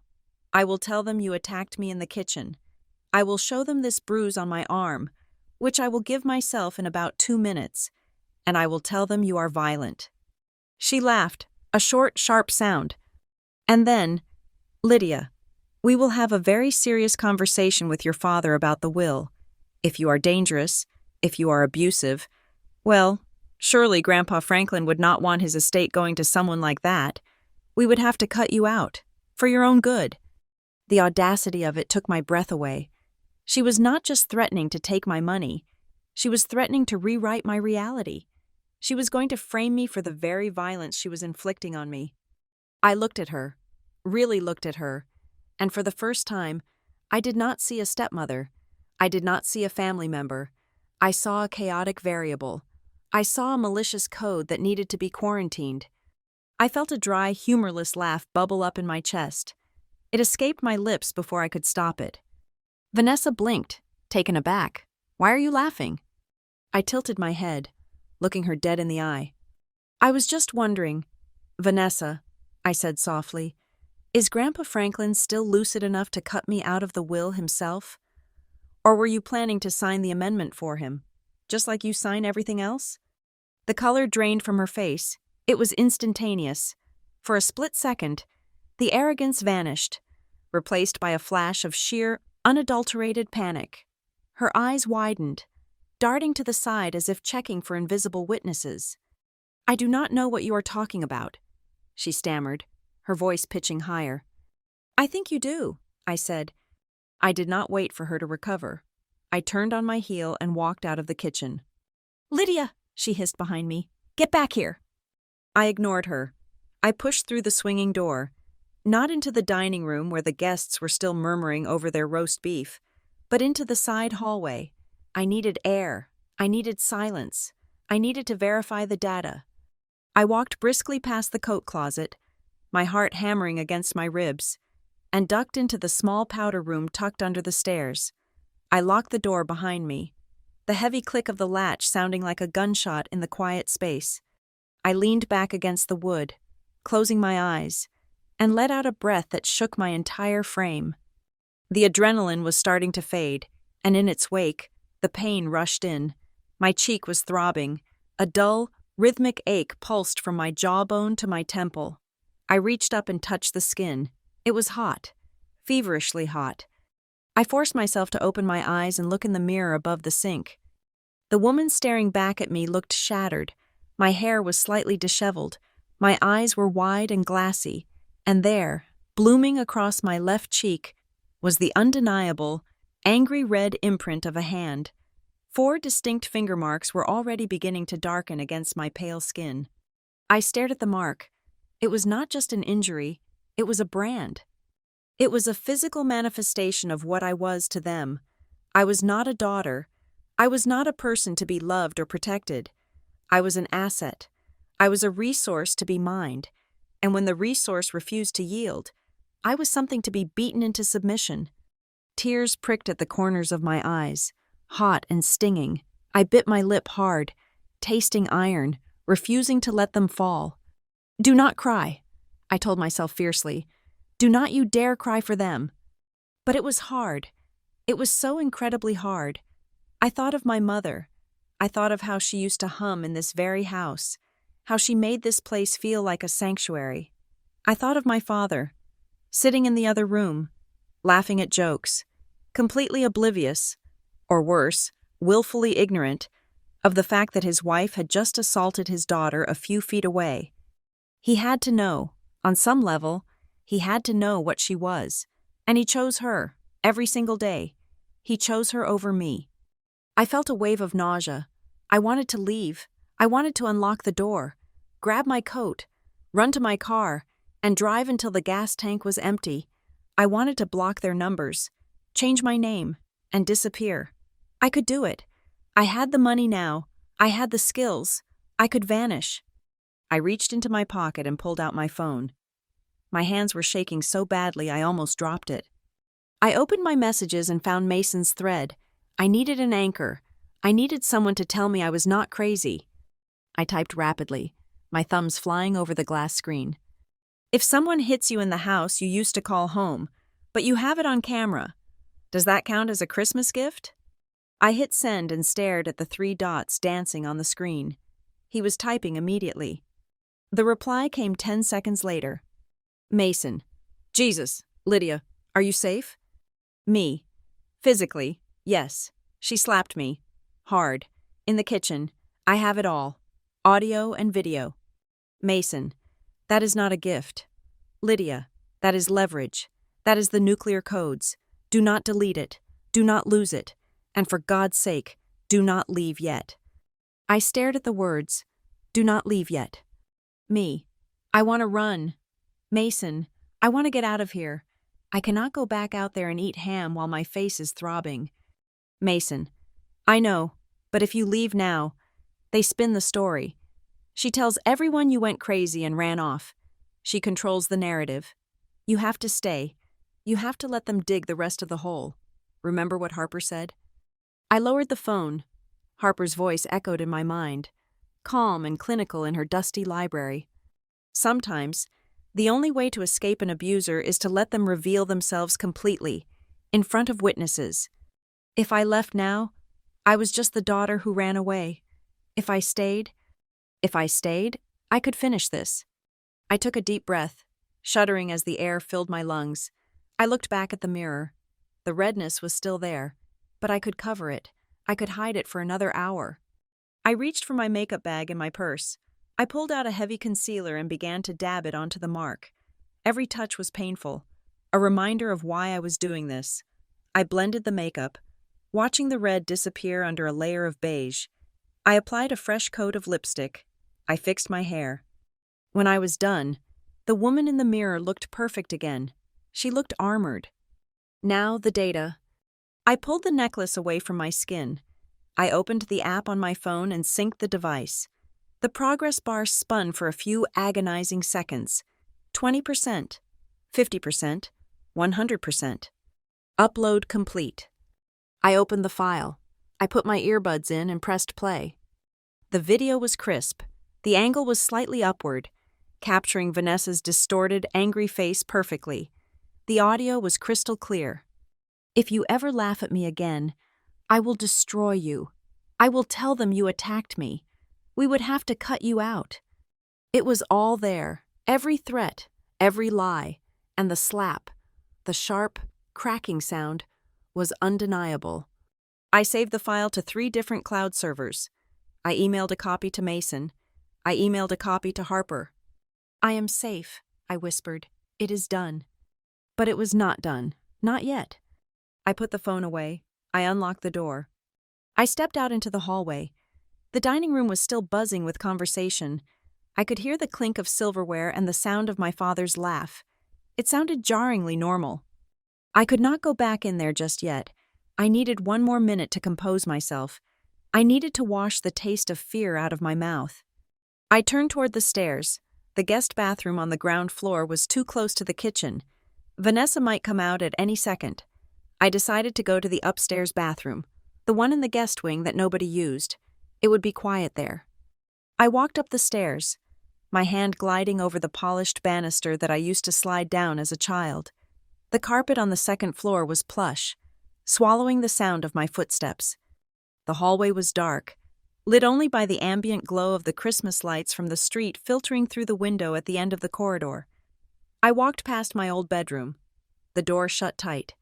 I walked past my father's room. And then, I stopped. At the end of the hall, next to the linen closet, was the door to the study. It was a room that had belonged to Grandpa Franklin when he lived here, before they shipped him off to the facility. It was where he used to smoke his pipe and read his history books. The door was supposed to be closed. It was always closed. Vanessa hated that room. She called it dusty and useless. But tonight, the door was ajar. It was open just a crack, maybe 2 inches, and spilling out from that crack was a faint, bluish light. I frowned. Nobody went in there. My father used his laptop in the living room. Vanessa did not own a computer. She used her phone for everything. Curiosity, that old dangerous instinct, pulled at me. I moved closer, stepping carefully to avoid the creaky board in the center of the floor, a habit from my teenage years when I used to sneak out. I held my breath. I reached the door. I did not touch it. I just peered through the gap. The room was dark, the curtains drawn, but the desk against the far wall was occupied. Sitting there, silhouetted against the glow of 2 large computer monitors, was the outline of a wheelchair. My heart stopped. I blinked, thinking my eyes were playing tricks on me, but the shape was unmistakable. The high back of the medical chair, the slump of the shoulders. And then, my eyes adjusted to the light coming from the screens. On the left monitor, there was a scrolling wall of text, lines of code, or perhaps transaction logs. It looked like a bank ledger. But it was the right monitor that made the blood freeze in my veins. It was a live video feed. It was a split screen, 4 quadrants. Top left, the dining room, where my father was pouring wine. Top right, the foyer. Bottom left, the back patio. Bottom right, The kitchen. I stared at the bottom right quadrant. It showed the kitchen in high definition. It was empty now, but the angle was perfect. It covered the entire room. It covered the island. It covered the exact spot where I had stood 5 minutes ago. Whoever was in that chair had seen it. They had seen Vanessa drag me in. They had seen the argument. They had seen the slap. I felt a shiver run through me that had nothing to do with the cold. The figure in the wheelchair moved. A hand, thin and trembling, reached out and clicked a mouse. The image on the screen rewound. I watched, paralyzed, as the video on the monitor played backward. I saw myself walking backward out of the kitchen. I saw Vanessa's hand fly back from my face. Then, the video paused. The figure clicked play. I watched the slap happen again on the screen, in silence. The figure in the chair let out a long, shaky breath. It was a sound of pure, unadulterated rage. I knew that breath. I knew the slope of those shoulders. It was not a ghost. I raised my hand to push the door open, my mind reeling. Grandpa Franklin was supposed to be at the facility. He was supposed to be in bed, confused and medicated. What was he doing in the dark, in the house of the people who were robbing him, watching a surveillance feed of his own misery? I took a step forward, the floorboard finally groaning under my weight. The figure in the chair stiffened. The head began to turn slowly toward the door. I froze, caught in the sliver of light, my hand hovering in midair. I stood frozen in the hallway, my hand hovering inches from the polished wood of the doorframe. The silence of the second floor was heavy, pressing against my eardrums, but it was shattered by a voice that drifted from the shadows of the study. "Lydia, come inside, and close the door before they see you." The voice was raspy, worn down by age and lack of use, but the cadence was unmistakable. It did not have the wavering, confused lilt of a man suffering from dementia. It was commanding. It was sharp. It was the voice of the man who had taught me how to negotiate my first salary, the man who had built a dynasty out of nothing. I pushed the door open and stepped inside, my heart hammering against my ribs like a trapped bird. I turned and pressed the door shut until the latch clicked softly. Then, I turned back to face the room. The study was bathed in the cool, artificial glow of high-definition monitors. The smell of old paper and pipe tobacco, which I always associated with this room, was faintly present, but it was overlaid with the antiseptic scent of rubbing alcohol. My grandfather, Franklin Hale, sat in the center of the room in his wheelchair. He looked older than I remembered. His skin was translucent, stretching tight over his cheekbones, and his hands, resting on the armrests of the chair, were skeletal, but his eyes were alive. They were clear, piercing, and burning with a cold, blue fire that I had not seen in 5 years. Standing beside him was a woman I did not recognize. She was tall, with severe dark hair pulled back in a tight bun, wearing navy blue scrubs that bore no logo of the Whispering Pines facility. She stood with her hands clasped behind her back, watching me with the alert, protective stance of a bodyguard rather than a caregiver. "Grandpa?" I whispered, my voice trembling. "Hello? Liddy?" he said. A small, dry smile touched his lips. "You look like you have seen a ghost." I took a shaky step forward. I thought, "Vanessa said you were resting. She said you were confused. She said you did not know who we were anymore." He snorted, a sound of pure derision. "Vanessa says a lot of things," he said. "Most of them are expensive lies." He gestured to the woman beside him. "This is Clara. She is a private nurse I hired 3 months ago. She does not report to Vanessa. She reports only to me and my attorney." I stared at him, my mind struggling to rearrange the reality I had lived in for so long. "You hired her? But how? Vanessa controls your accounts. She controls your phone." He tapped the armrest of his wheelchair with a finger. "I may be old, Lydia, and my legs may have given up on the fight, but my brain is still functioning just fine. I have had a secondary account since 1995 that your father never knew about. A rainy day fund. Turns out, it is pouring." He turned his chair slightly, facing the bank of monitors on the desk. I demanded to come here for the holidays, he explained, his eyes fixed on the screens. I told them I wanted to die in my own house. I played the part of the dying, befuddled old man perfectly. I drooled a little. I forgot names. It made them feel safe. It made them sloppy. He pointed a shaking finger at the screen showing the kitchen. I had a security team come in while Vanessa was at her spa treatments. They rewired the house, closed circuit, private server. They think the cameras are off, or that they only record to the cloud account Daniel has access to. They are wrong. I walked closer, drawn to the glow of the screens. The feed was horrifyingly clear. I could see the dining room, where my father was currently laughing at something Uncle Mike was saying, completely unaware that his father was watching him from upstairs. I saw it. Lydia, Grandpa said softly. I looked down at him. Saw what? I saw what that woman did to you. He reached out and clicked the mouse on the desk. The video on the bottom right screen jumped back. It showed the kitchen from 10 minutes ago. It showed Vanessa's face twisted in rage. It showed her hand striking my face. I flinched watching it. It looked even worse on screen. I saw her hit you, he said, his voice dropping to a low, dangerous growl. And I saw you take it.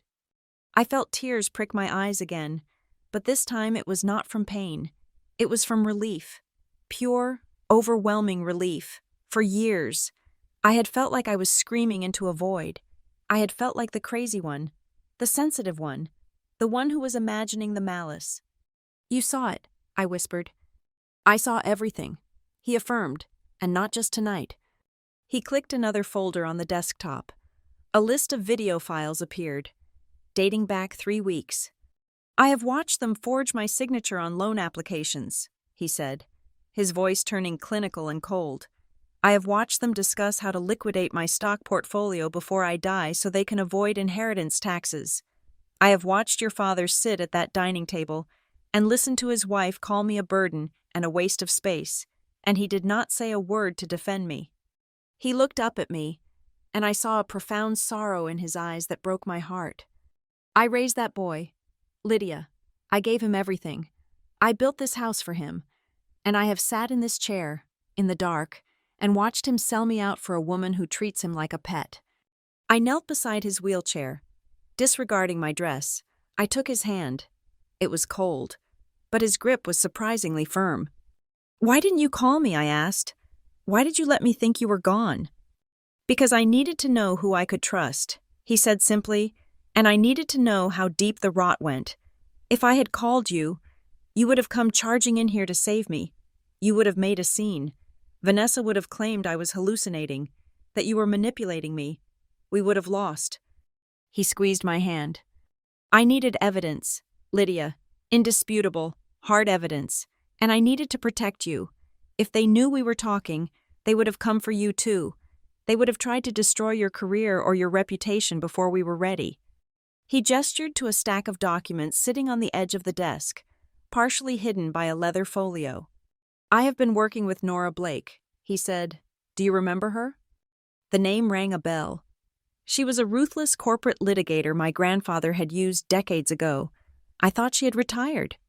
She is still practicing, he said, reading my mind.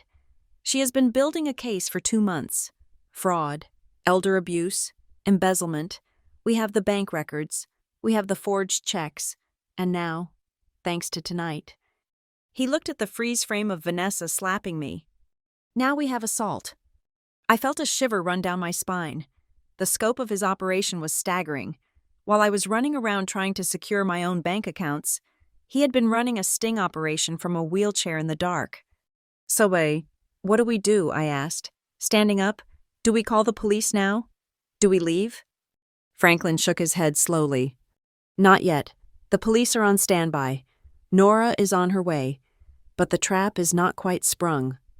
He turned his chair to face me fully. They are going to make a move tonight, Lydia, a big one. He pointed to the dining room camera. They are waiting for dessert to be finished. Then, Daniel is going to bring out a document. They are going to call it a family support agreement or something equally innocuous. They are going to tell you it is just a formality to help manage my care costs. I nodded. Vanessa already hinted at it. She asked for a bridge loan. It is not a loan, Franklin said sharply. I have seen the draft on your father's laptop. It is a transfer of deed. They are going to try to trick you into signing away your claim to this house and to the trust fund your mother set up for you. They have hidden the language in the fine print of a 20-page document. My blood ran cold. My mother's trust. It was the only thing I had left of her.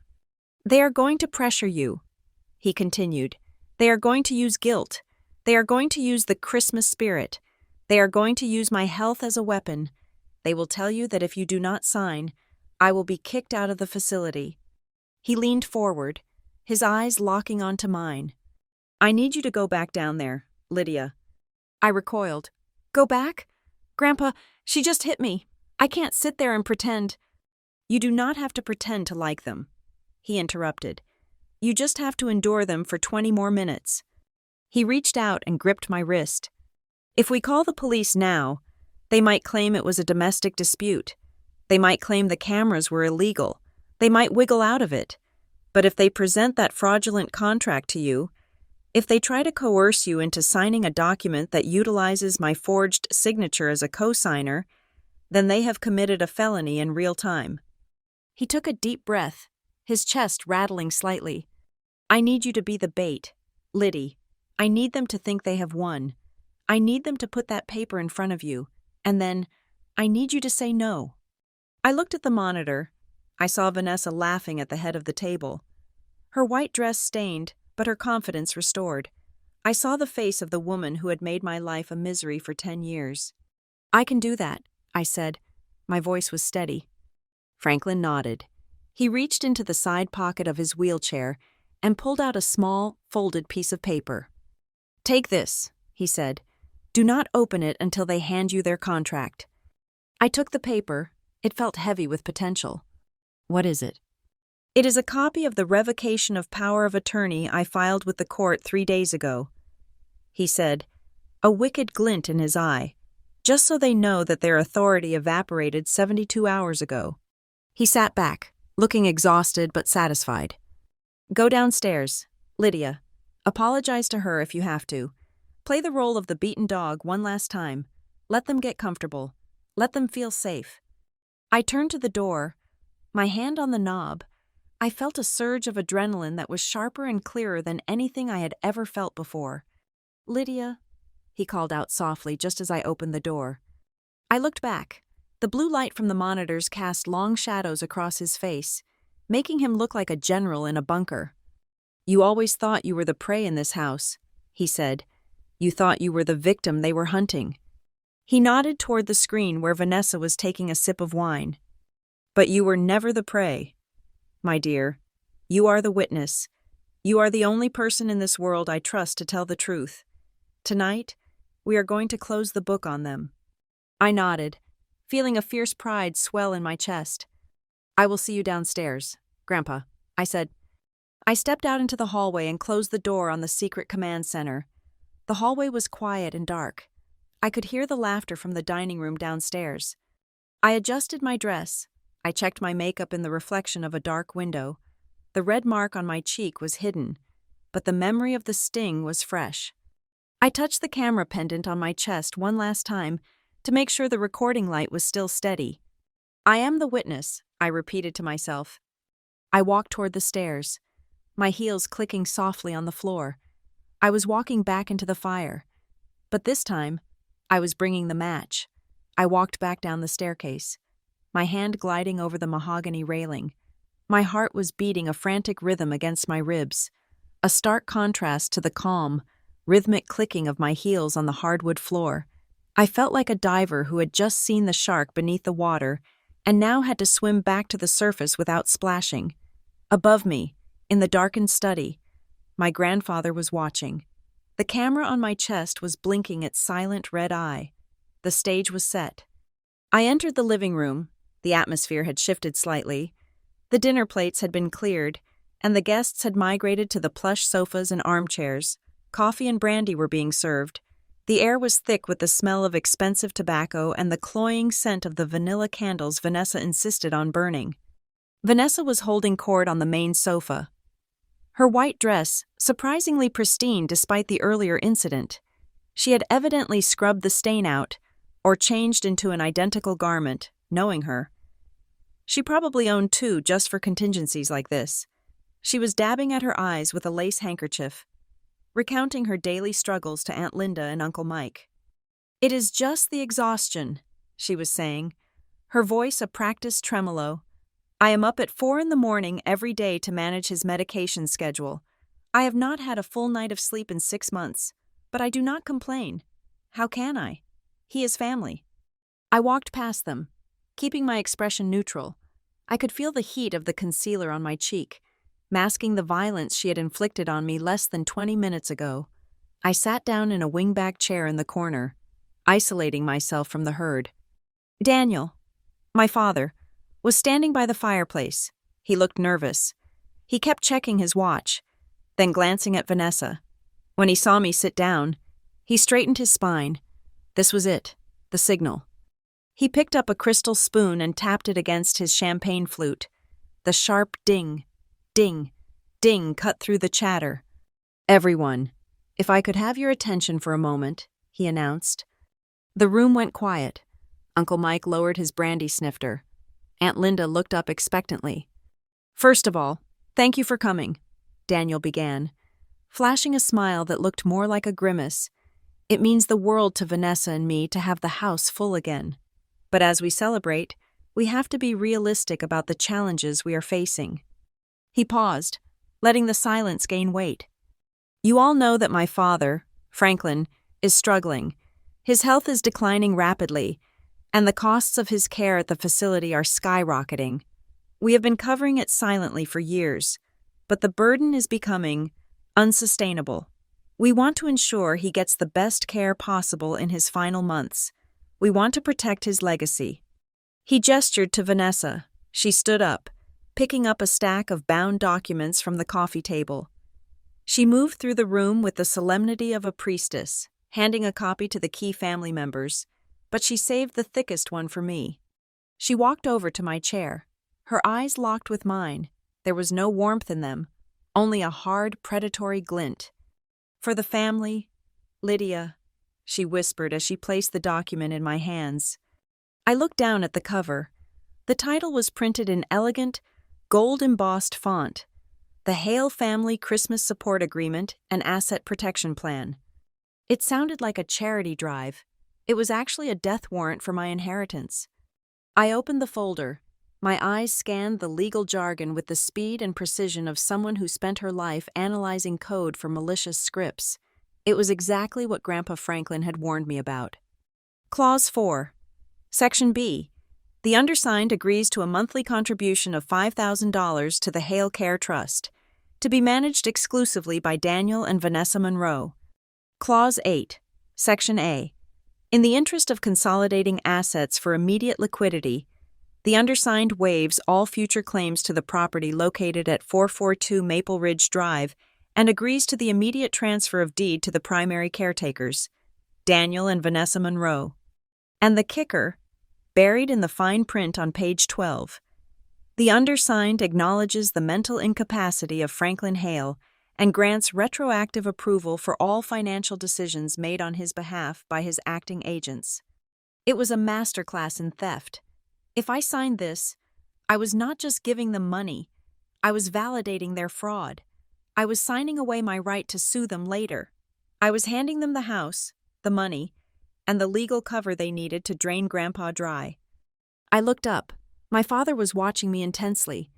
The room was silent, waiting for my reaction. "Well?" Daniel asked, his voice jovial but strained. "It is a standard agreement. Lydia, just something to formalize the help you have been promising. It ensures that Vanessa and I can make the hard decisions for Dad without getting bogged down in red tape." I closed the folder slowly. I placed it on the small table beside me. "This is not a support agreement, Dad," I said. My voice was calm, projecting clearly to the microphone on my chest and the camera hidden in the ceiling vent above us. "This is an abdication." A murmur went through the room. Vanessa stiffened. "Abdication?" Daniel let out a nervous laugh. Don't be dramatic. Lydia, it is a financial plan. We are all chipping in. Really? I asked. I flipped the document open to page 4. It says here that I am contributing $5,000 a month. It says Uncle Mike is contributing $500. And it says that you and Vanessa are contributing management services valued at $10,000 a month. So, I pay cash, and you pay yourself? Vanessa stepped forward, her hands clasped. You do not understand the value of time. Lydia, she said, her voice dripping with condescension. I have given up my life to care for him. That has a value. I ignored her. I looked at my father. And this clause about the house, I continued. You want me to sign over my share of the estate now, before he has even passed? It is to protect it from the state, Daniel argued, his face flushing red. If Grandpa has to go on to state aid, they will take the house. We need to put it in our names to save it for the family. For the family, I repeated. Or for you? Daniel's face hardened. He took a step toward me. Look, Lydia, I know you are obsessed with money. I know you count every penny. But this is your grandfather we are talking about. He agreed to this. I froze. This was the line. He agreed? I asked softly. Yes, Daniel lied, looking me straight in the eye. We discussed it with him last week. He wants this. He wants to know that the house is safe with us.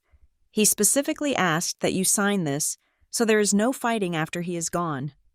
The room was deadly silent. The relatives looked back and forth between us. I stood up. My legs felt steady. My hands were not shaking. You discussed it with him? I asked. A man you claim is so senile he thinks you are the gardener? He has moments of clarity, Vanessa interjected quickly. And in those moments, he trusts us. I looked at Vanessa. Then I looked at Daniel. Show me the proof, I said. What? Daniel blinked. Show me the proof, I repeated, my voice rising just enough to command the room. If Grandpa Franklin agreed to give you his house and cut me out of the decision-making process, show me the video. Show me a letter written in his hand. Show me a witness who isn't standing in this room waiting for a check. Daniel sputtered. We do not videotape our conversations with my father.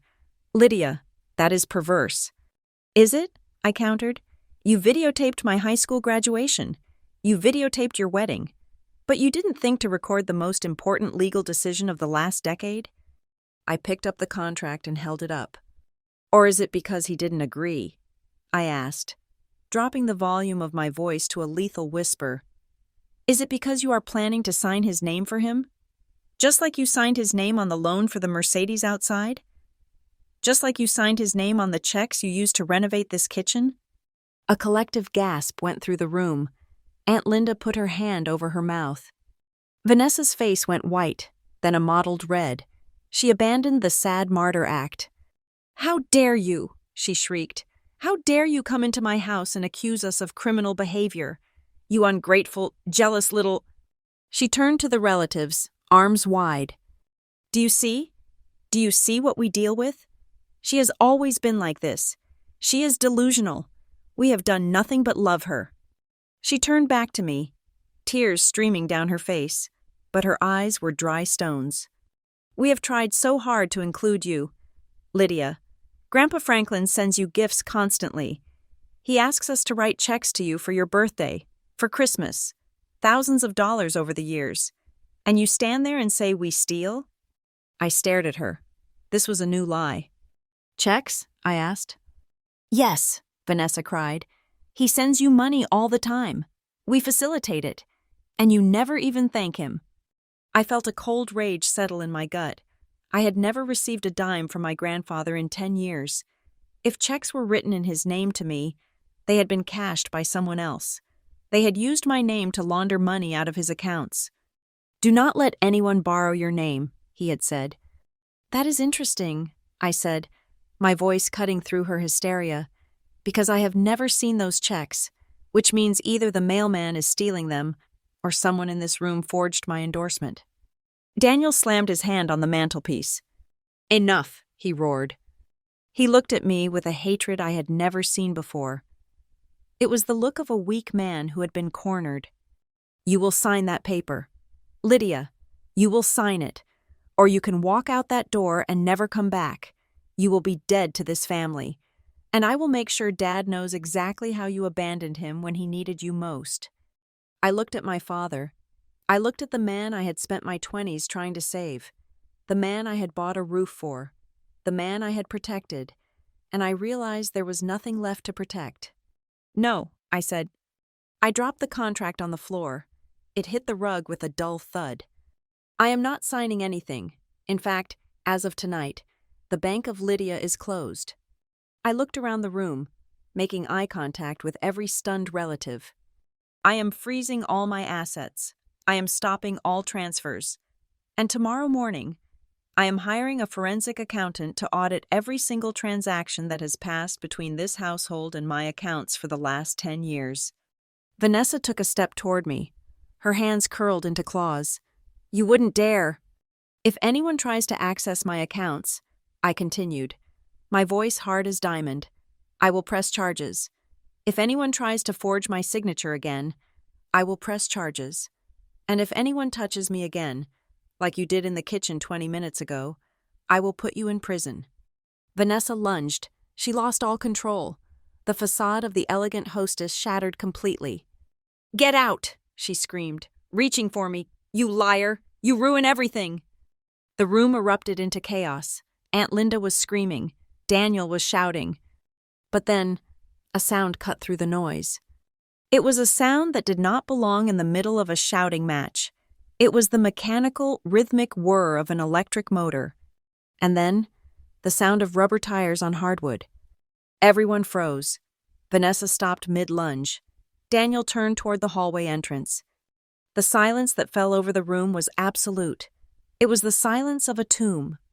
From the dark hallway, a figure emerged. He was not slumped over. He was sitting upright, his spine straight against the back of the wheelchair. He was wearing a dark wool suit that looked a little too big for his diminished frame, but he wore it with the dignity of a king. Grandpa Franklin rolled into the center of the room. He did not look confused. He did not look frail. He looked furious. Behind him walked a woman in a sharp gray suit, carrying a leather briefcase. It was Nora Blake. She walked with the swagger of an executioner who had brought her own axe. And behind her was the nurse, Clara, looking grim. Vanessa made a sound like a dying animal, a strangled, high-pitched whimper. "Dad," Daniel whispered, his face draining of all color. Grandpa Franklin stopped his chair in the center of the Persian rug. He looked at the contract lying on the floor. He looked at Vanessa, who was trembling. He looked at Daniel, who looked like he might vomit. Then, he turned his gaze to me. His eyes softened just a fraction, acknowledging the soldier who had held the line.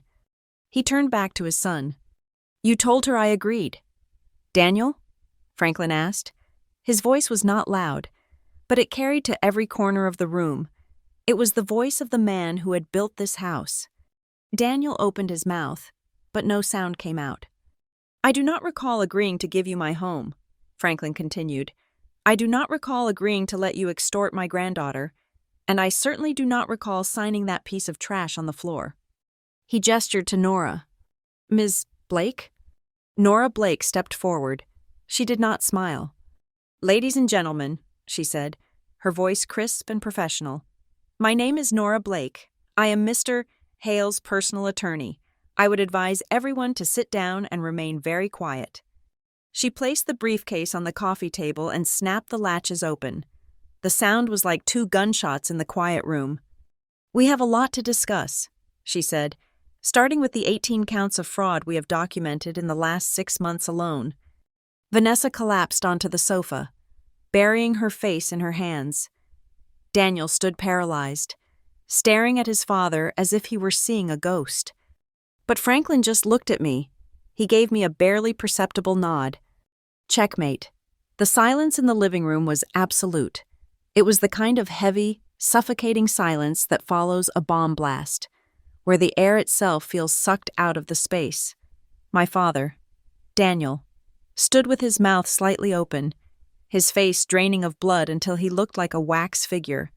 Vanessa had collapsed back onto the sofa, her hands gripping the cushions, her eyes darting frantically between the guests, looking for an ally who was no longer there. For years, the narrative had been carefully constructed. Franklin Hale was gone. He was a shell. He was a vegetable who drooled and forgot his own name. But the man sitting in the center of the Persian rug was none of those things. He was sharp. He was terrifyingly present.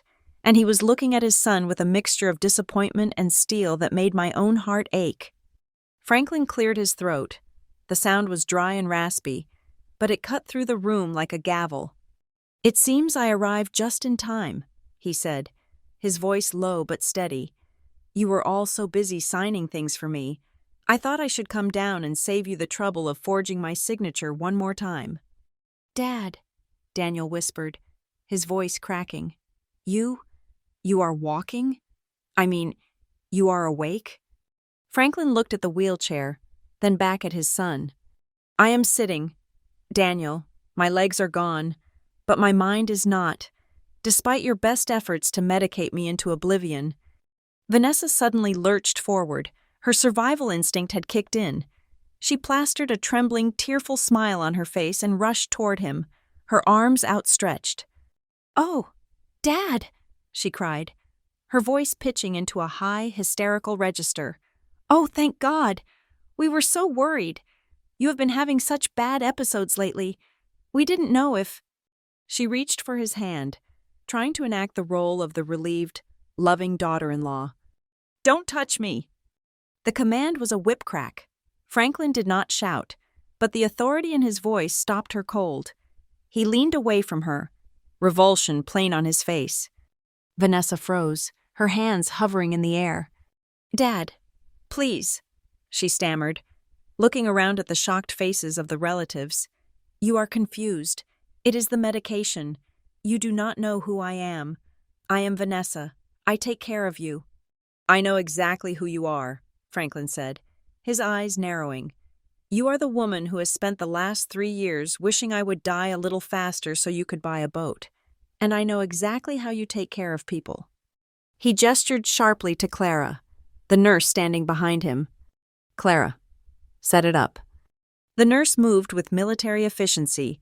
She stepped forward, bypassing the coffee table, and plugged a thick HDMI cable into the side of the laptop she was carrying. She walked over to the massive 60-inch television mounted above the fireplace, the television Vanessa had bought with money she claimed was for roof repairs, and plugged the other end into the side port. "What are you doing?" Daniel asked, stepping forward weakly. "This is ridiculous. Dad needs to go back to bed. He is hallucinating." Franklin ignored him. "Watch the screen," he commanded the room. The giant black screen flickered to life.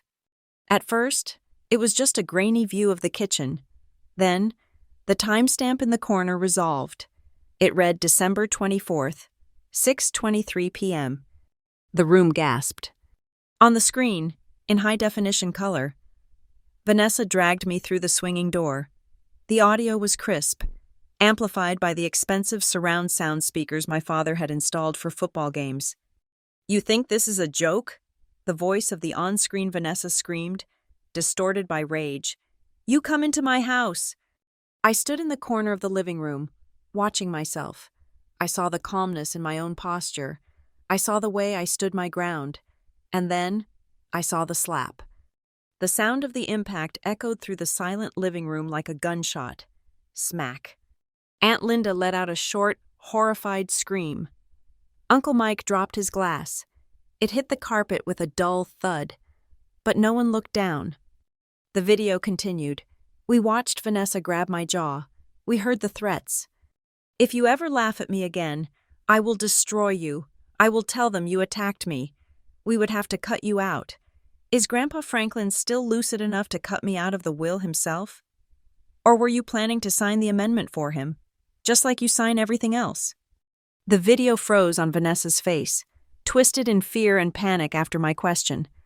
Franklin nodded to Clara, and the screen went black.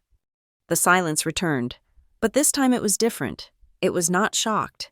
It was judgmental. Every eye in the room turned to Vanessa. She was trembling violently. Her face had gone from red to a sickly, ash-gray color. It is a deep fake, she stammered, backing away until she hit the edge of the sofa. Lydia works with computers. She made it. She made it to frame me. Franklin laughed. It was a dry, rasping sound devoid of humor. You really are desperate, aren't you? He asked. That was not Lydia's recording. Vanessa, that was mine. He pointed a shaking finger at the ceiling, toward the vent. I have been watching you for weeks. I have watched you spit in my food before you brought it to the facility. I have watched you practice crying in the mirror before guests arrive. And tonight, I watched you assault my granddaughter because she dared to question your greed. Daniel looked at his wife. He looked at the screen. He looked at me. Vanessa, he whispered, you told me she started it. You told me she pushed you. Vanessa turned on him, her teeth bared. Oh, shut up. Daniel, you always knew she was a problem. Don't act innocent now. Ms. Blake, Franklin said, cutting off the squabble. Please proceed. Nora Blake stepped into the center of the room. She placed her briefcase on the coffee table, right on top of the cheese platter. She opened it and pulled out a stack of files thick enough to be a phone book. She adjusted her glasses and looked at the assembled family. My name is Nora Blake, and I represent Mr. Franklin Hale. For the past 4 months, at Mr.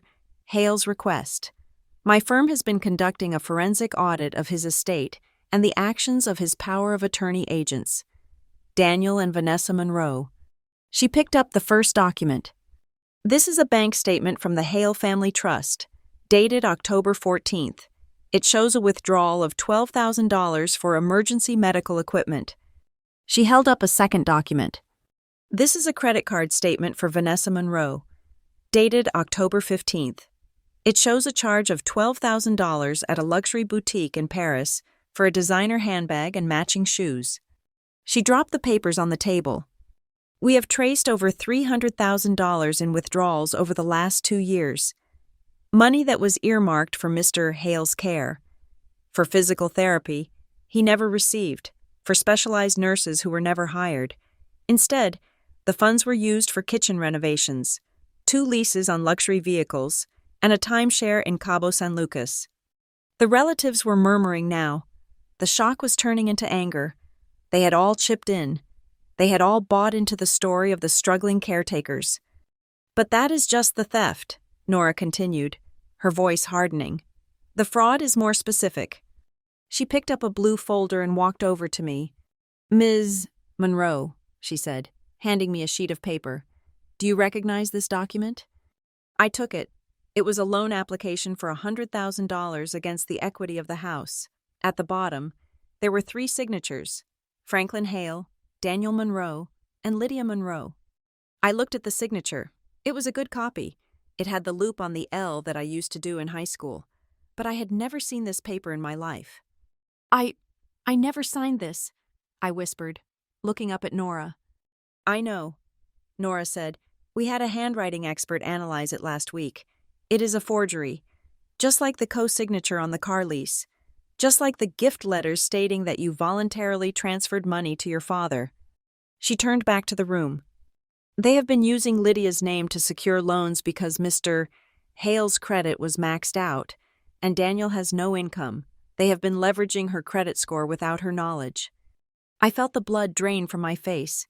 That was why Grandpa had warned me. Do not let anyone borrow your name. They had not just been taking my cash. They had been stealing my identity to prop up their house of cards. Daniel, I said, looking at my father, how could you? Daniel put his head in his hands. We needed the money. Lydia, it was supposed to be temporary. The investments were going to pay off. We were going to pay it back before you ever knew. You committed a felony. Daniel, Nora snapped, multiple felonies, forgery, identity theft, wire fraud. Vanessa suddenly stood up. She smoothed her dress, trying to regain some shred of dignity, though her eyes were wild. This is a setup, she announced, her voice shaking. You cannot prove any of this. We had verbal permission. Franklin is senile. He forgets things. He told us to do it. Franklin rolled his wheelchair forward a few inches. The movement drew everyone's eyes. I have revoked it, he said softly. Vanessa blinked. What? 2 weeks ago, Franklin said, I signed a document with Ms. Blake and 2 independent witnesses, including a court-appointed psychiatrist who certified my mental competency. I revoked all powers of attorney held by you and Daniel. He leaned forward. For the last 14 days, every check you wrote, every document you signed, every time you accessed my accounts, you were doing so without legal authority. You were just thieves. Vanessa gasped. She looked at Nora, who nodded confirmation. You are trespassing. Vanessa, Nora said calmly, and you have been trespassing on Mr. Hale's accounts for 2 weeks. Franklin looked around the room at the family members who had sat there and watched him deteriorate, who had listened to Vanessa's lies without question. And tonight, he announced, I am executing a new will. He pulled a fresh document from his jacket pocket. Effective immediately, my entire estate, this house, my remaining investments, and the trust, is transferred to a protected holding company. He looked at Daniel. You get nothing.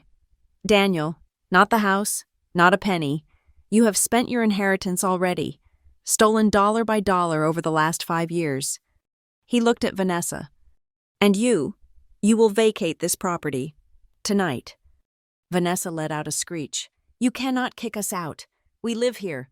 This is our home. It is my home, Franklin roared, his voice suddenly booming with the strength of the man he used to be. I built it. I paid for it. And I will not have my abuser sleeping under my roof one night longer.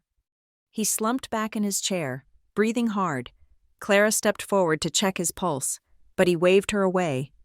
Nora closed the briefcase with a final, decisive snap. There is one last thing, she said. She looked at Vanessa and Daniel with a gaze that was entirely devoid of sympathy. When we filed the revocation of power of attorney, we were legally obligated to report the findings of our audit to the authorities. The room went deadly silent. The file has been with the district attorney's office for 3 days. Nora said, they were waiting for one final piece of evidence to secure the warrants. They needed proof that the abuse was ongoing and physical, not just financial. She gestured toward the TV screen, where the paused image of Vanessa striking me was still visible. Tonight, you provided that proof? Vanessa's knees gave out. She sank to the floor, a puddle of white fabric and terror. The police are on their way, Nora said, checking her watch. They are coming for both of you. Elder abuse, grand larceny, identity theft, and assault. I stood there, clutching the forged document in my hand. I looked at my father, who was weeping silently into his hands. I looked at Vanessa, who was staring at the wall in catatonic shock. And then I looked at Grandpa Franklin. He looked back at me, his blue eyes fierce and proud. It is over. Liddy, he whispered. I took a deep breath, and for the first time in 10 years, the weight on my chest vanished. The house was not perfect. The family was not perfect. It was broken, ugly, and messy, but the truth was finally out in the open, breathing the cold, clean air. I walked over to my grandfather and stood beside his wheelchair. I put my hand on his shoulder. I am ready, I said. Let them come. Sit down, Franklin commanded. His voice was not a request. It was an order, echoing off the high ceilings of the living room like a thunderclap. The guests, who had been edging toward the door in a desperate attempt to escape the implosion of the Monroe family, froze. My Aunt Linda sank back onto the sofa as if her strings had been cut. Uncle Mike lowered his head, refusing to meet anyone's eyes. Even Daniel and Vanessa, stripped of their power and their dignity, obeyed.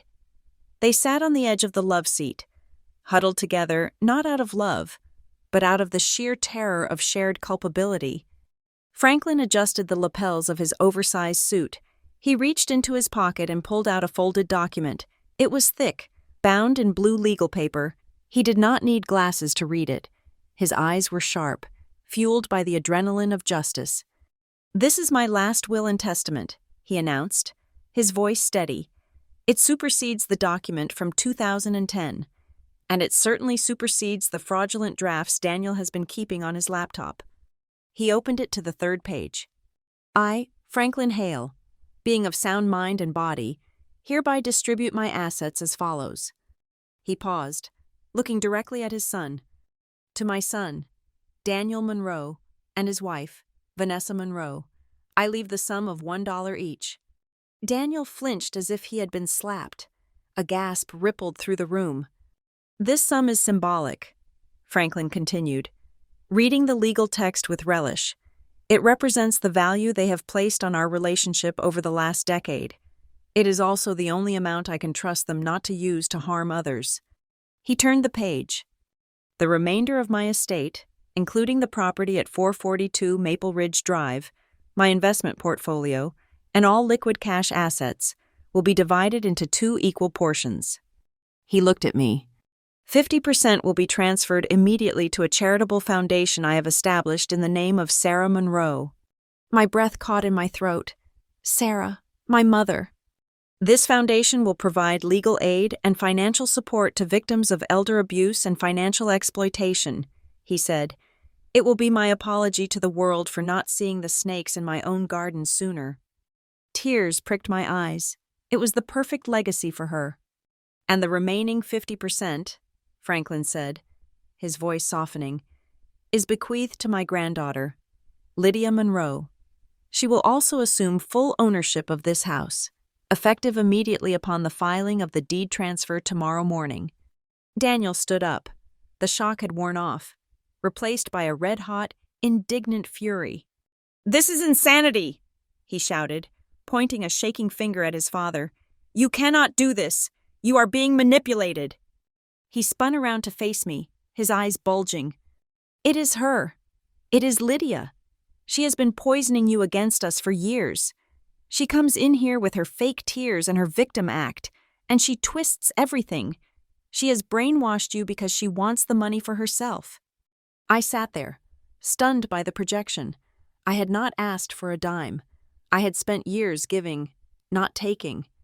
"Sit down, Daniel," Franklin said, his voice cutting through the hysteria. "I will not sit down," Daniel screamed. "She is a snake. She has you wrapped around her finger." Franklin laughed. It was a dry, harsh sound. "That is an interesting theory, Daniel," he said, "but tell me this. If Lydia is the one manipulating me for money, why is she the only person in this room who has never asked me for a cent?" He gestured to the pile of bank statements Nora Blake had left on the table. "You stole $300,000.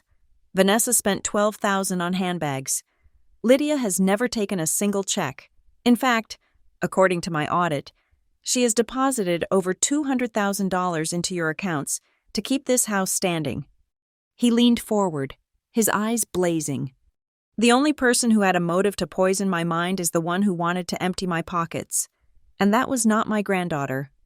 Daniel opened his mouth to argue, but the logic was impenetrable.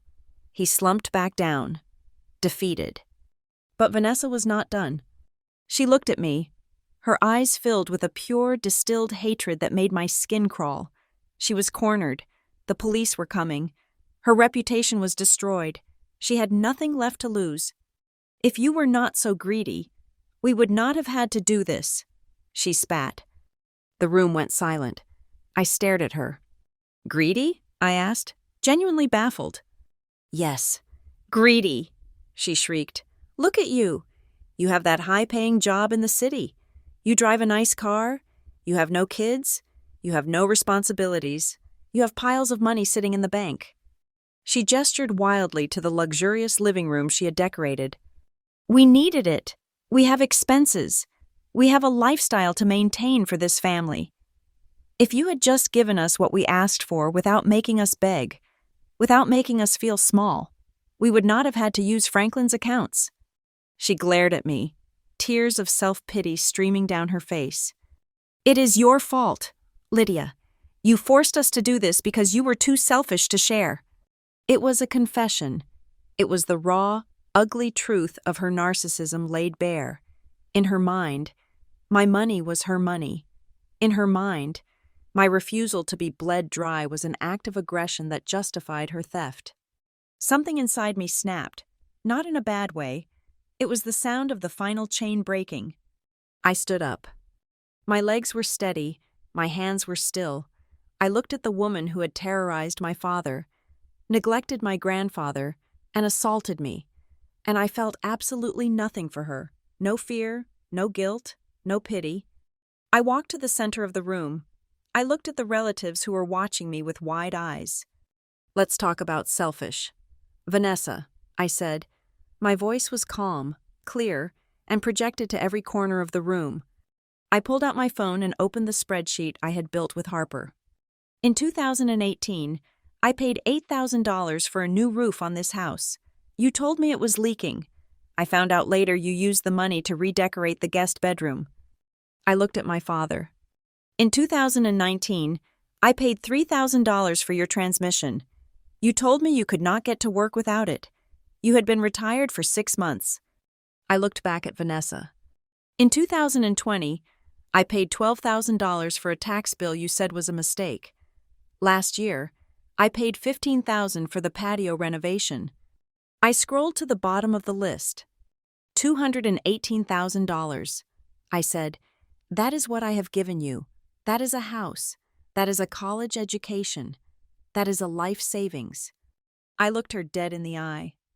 I drove a 6-year-old sedan so you could drive a Mercedes. I lived in a studio apartment for 3 years so you could live in this mansion. And every single time I wrote a check, you told me I was not giving enough. You told me I was cold. You told me I was ungrateful. I took a step closer to her. You hit me tonight because I laughed. But do you know why I laughed? I laughed because I realized that no amount of money will ever fill the hole inside you. You are a black hole. Vanessa, you consume everything: money, love, dignity, and you still feel empty. I turned to my father. And you, Dad, you watched her do it. You watched her drain me. You watched her neglect your own father. And you said nothing because it was easier than working. I put my phone away. "From today on," I said, my voice ringing with finality, "the bank is closed. I am not your ATM. I am not your retirement plan. And I am certainly not your victim." Vanessa stared at me, her mouth opening and closing like a fish. She had no defense. The numbers did not lie. Just then, the sound of sirens cut through the winter night. They started faint, a distant wail, but they grew louder and louder until the blue and red lights began to flash against the sheer curtains of the living room window.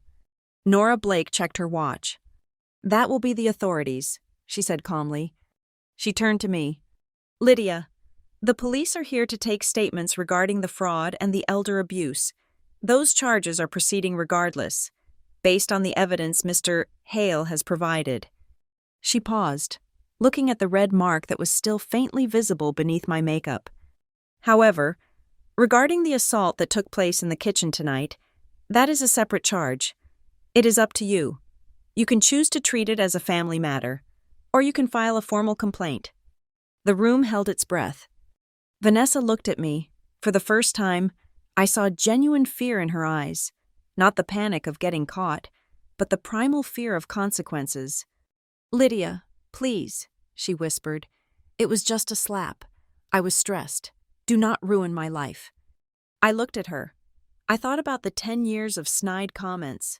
I thought about the isolation. I thought about Grandpa sitting in the dark, watching her abuse us on a monitor. I remembered the Christmas where she made me sleep on the couch, because she had turned my old room into her walk-in closet. I remembered the way she had slowly erased my mother from this house. I looked at Nora. "I am not doing this for revenge," I said softly. I touched the pendant on my chest. "I am doing this because if I let her get away with hitting me, she will hit someone else. She will hit the next vulnerable person she thinks she can control." I looked at Vanessa one last time. "I want to press charges," I said. "I want to file a report for assault, and I have the video evidence to back it up." Vanessa let out a scream of pure rage. She lunged toward me, but this time, she did not get far. The front door burst open. 3 police officers walked in, shaking the snow from their uniforms. They looked serious. They looked ready. Nora stepped forward to meet them. "Officers, thank you for coming. The evidence has been prepared. The victims are Mr. Franklin Hale and Ms. Lydia Monroe. The suspects are Daniel and Vanessa Monroe." Vanessa scrambled backward, knocking over a lamp. "No," she screamed. "It is a mistake. It is all a misunderstanding. Daniel, tell them." She grabbed my father's arm, digging her nails into his jacket. "Daniel, do something. Tell them I was just trying to protect the family." Daniel looked at the police officers. He looked at the handcuffs on their belts. He looked at his wife, who was currently unraveling into a hysterical mess. And in that moment, the final betrayal happened. The alliance of greed shattered under the weight of self-preservation. Daniel shoved her away. "It was her idea," he shouted, holding his hands up in surrender. Vanessa stumbled back, looking at him in shock. "What?" she whispered. "It was all Vanessa," Daniel yelled, his voice cracking. "She made me do it. She said we deserved the money. She forged the checks. I just signed what she told me to sign. I was scared of her." "You coward," Vanessa shrieked. "You spineless little worm. You begged me to fix your debts. You begged me to get money from your daughter." They stood there in the middle of the Christmas decorations, screaming at each other, tearing each other apart, blaming each other for the crimes they had committed together. It was ugly, it was pathetic, and it was the perfect ending to their marriage. The officers moved in. "Ma'am, put your hands behind your back," the lead officer said, grabbing Vanessa's wrist. "Get off me," she screamed as the metal cuffs clicked shut. I watched as they were led away. Vanessa was still screaming. Daniel was weeping, begging his father for forgiveness as he was marched out the door. Grandpa Franklin did not look at them. He just stared at the fire. When the front door finally closed, silence returned to the house. The relatives sat frozen, unsure if they should leave or stay. I walked over to the wheelchair. "Grandpa?" I asked softly. "Are you okay?" He looked up at me. He looked tired, incredibly tired, but his eyes were peaceful. "I am fine, Liddy," he said. "Better than I have been in years." He looked around the room. "I think I would like some fresh air. It smells like cheap perfume and lies in here." I smiled. I grabbed his coat from the rack near the door and draped it over his shoulders. I took the handles of his wheelchair. "Let's go," I said. I pushed him to the front door. We stepped out onto the porch. The night was silent. The snow was falling in thick, soft flakes, covering the driveway, covering the police tire tracks, covering the mess of the evening in a blanket of pristine white. The air was cold and sharp, stinging my lungs in the best way possible. The Christmas lights were still twinkling on the bushes, oblivious to the drama that had just unfolded. Grandpa took a deep breath, watching his breath mist in the air. "You did good tonight." "Lydia," he said, "you stood tall." I walked around to the front of the chair and crouched down so I was eye level with him. "You saved me, Grandpa," I said. "I was drowning. I just didn't know it." He reached out and cupped my cheek, the one Vanessa had hit. His hand was rough and warm. "You see?" he said, a small smile playing on his lips. "Tonight, they thought you were the gift. They thought you were just a package to be unwrapped and emptied out." He looked toward the end of the driveway, where the taillights of the police cruiser were fading into the distance. "But they forgot one thing," he whispered. "I was the one giving the gifts this year, and I gave them exactly what they deserved." I laughed. It was a genuine laugh, bubbling up from my chest, free and light. I stood up and looked back at the house. Through the large bay window, I could see the empty living room. I could see the Christmas tree, the piles of gifts, the spilled wine on the carpet. It was a beautiful house, but it was just a house. I looked at the window of the kitchen. I imagined Vanessa in there, hours ago, thinking she was untouchable, thinking she could hit me and silence me. On Christmas Day, my stepmother beat me for laughing. She thought I was weak. She thought I was alone. But she didn't know that my grandfather was watching from the dark. She didn't know he was writing the script. And as the snow fell around us, burying the past, I knew that the story of Lydia the victim was over. The story of Lydia the survivor had just begun. I took the handles of the wheelchair again. "Come on, Grandpa," I said, turning us away from the house and toward my car. "Let's go get some real food. I know a diner that is open 24/7. He chuckled. "That sounds perfect, kid. Absolutely perfect." Thank you so much for listening to this story. Please comment down below where you are listening from. I would love to chat with you all.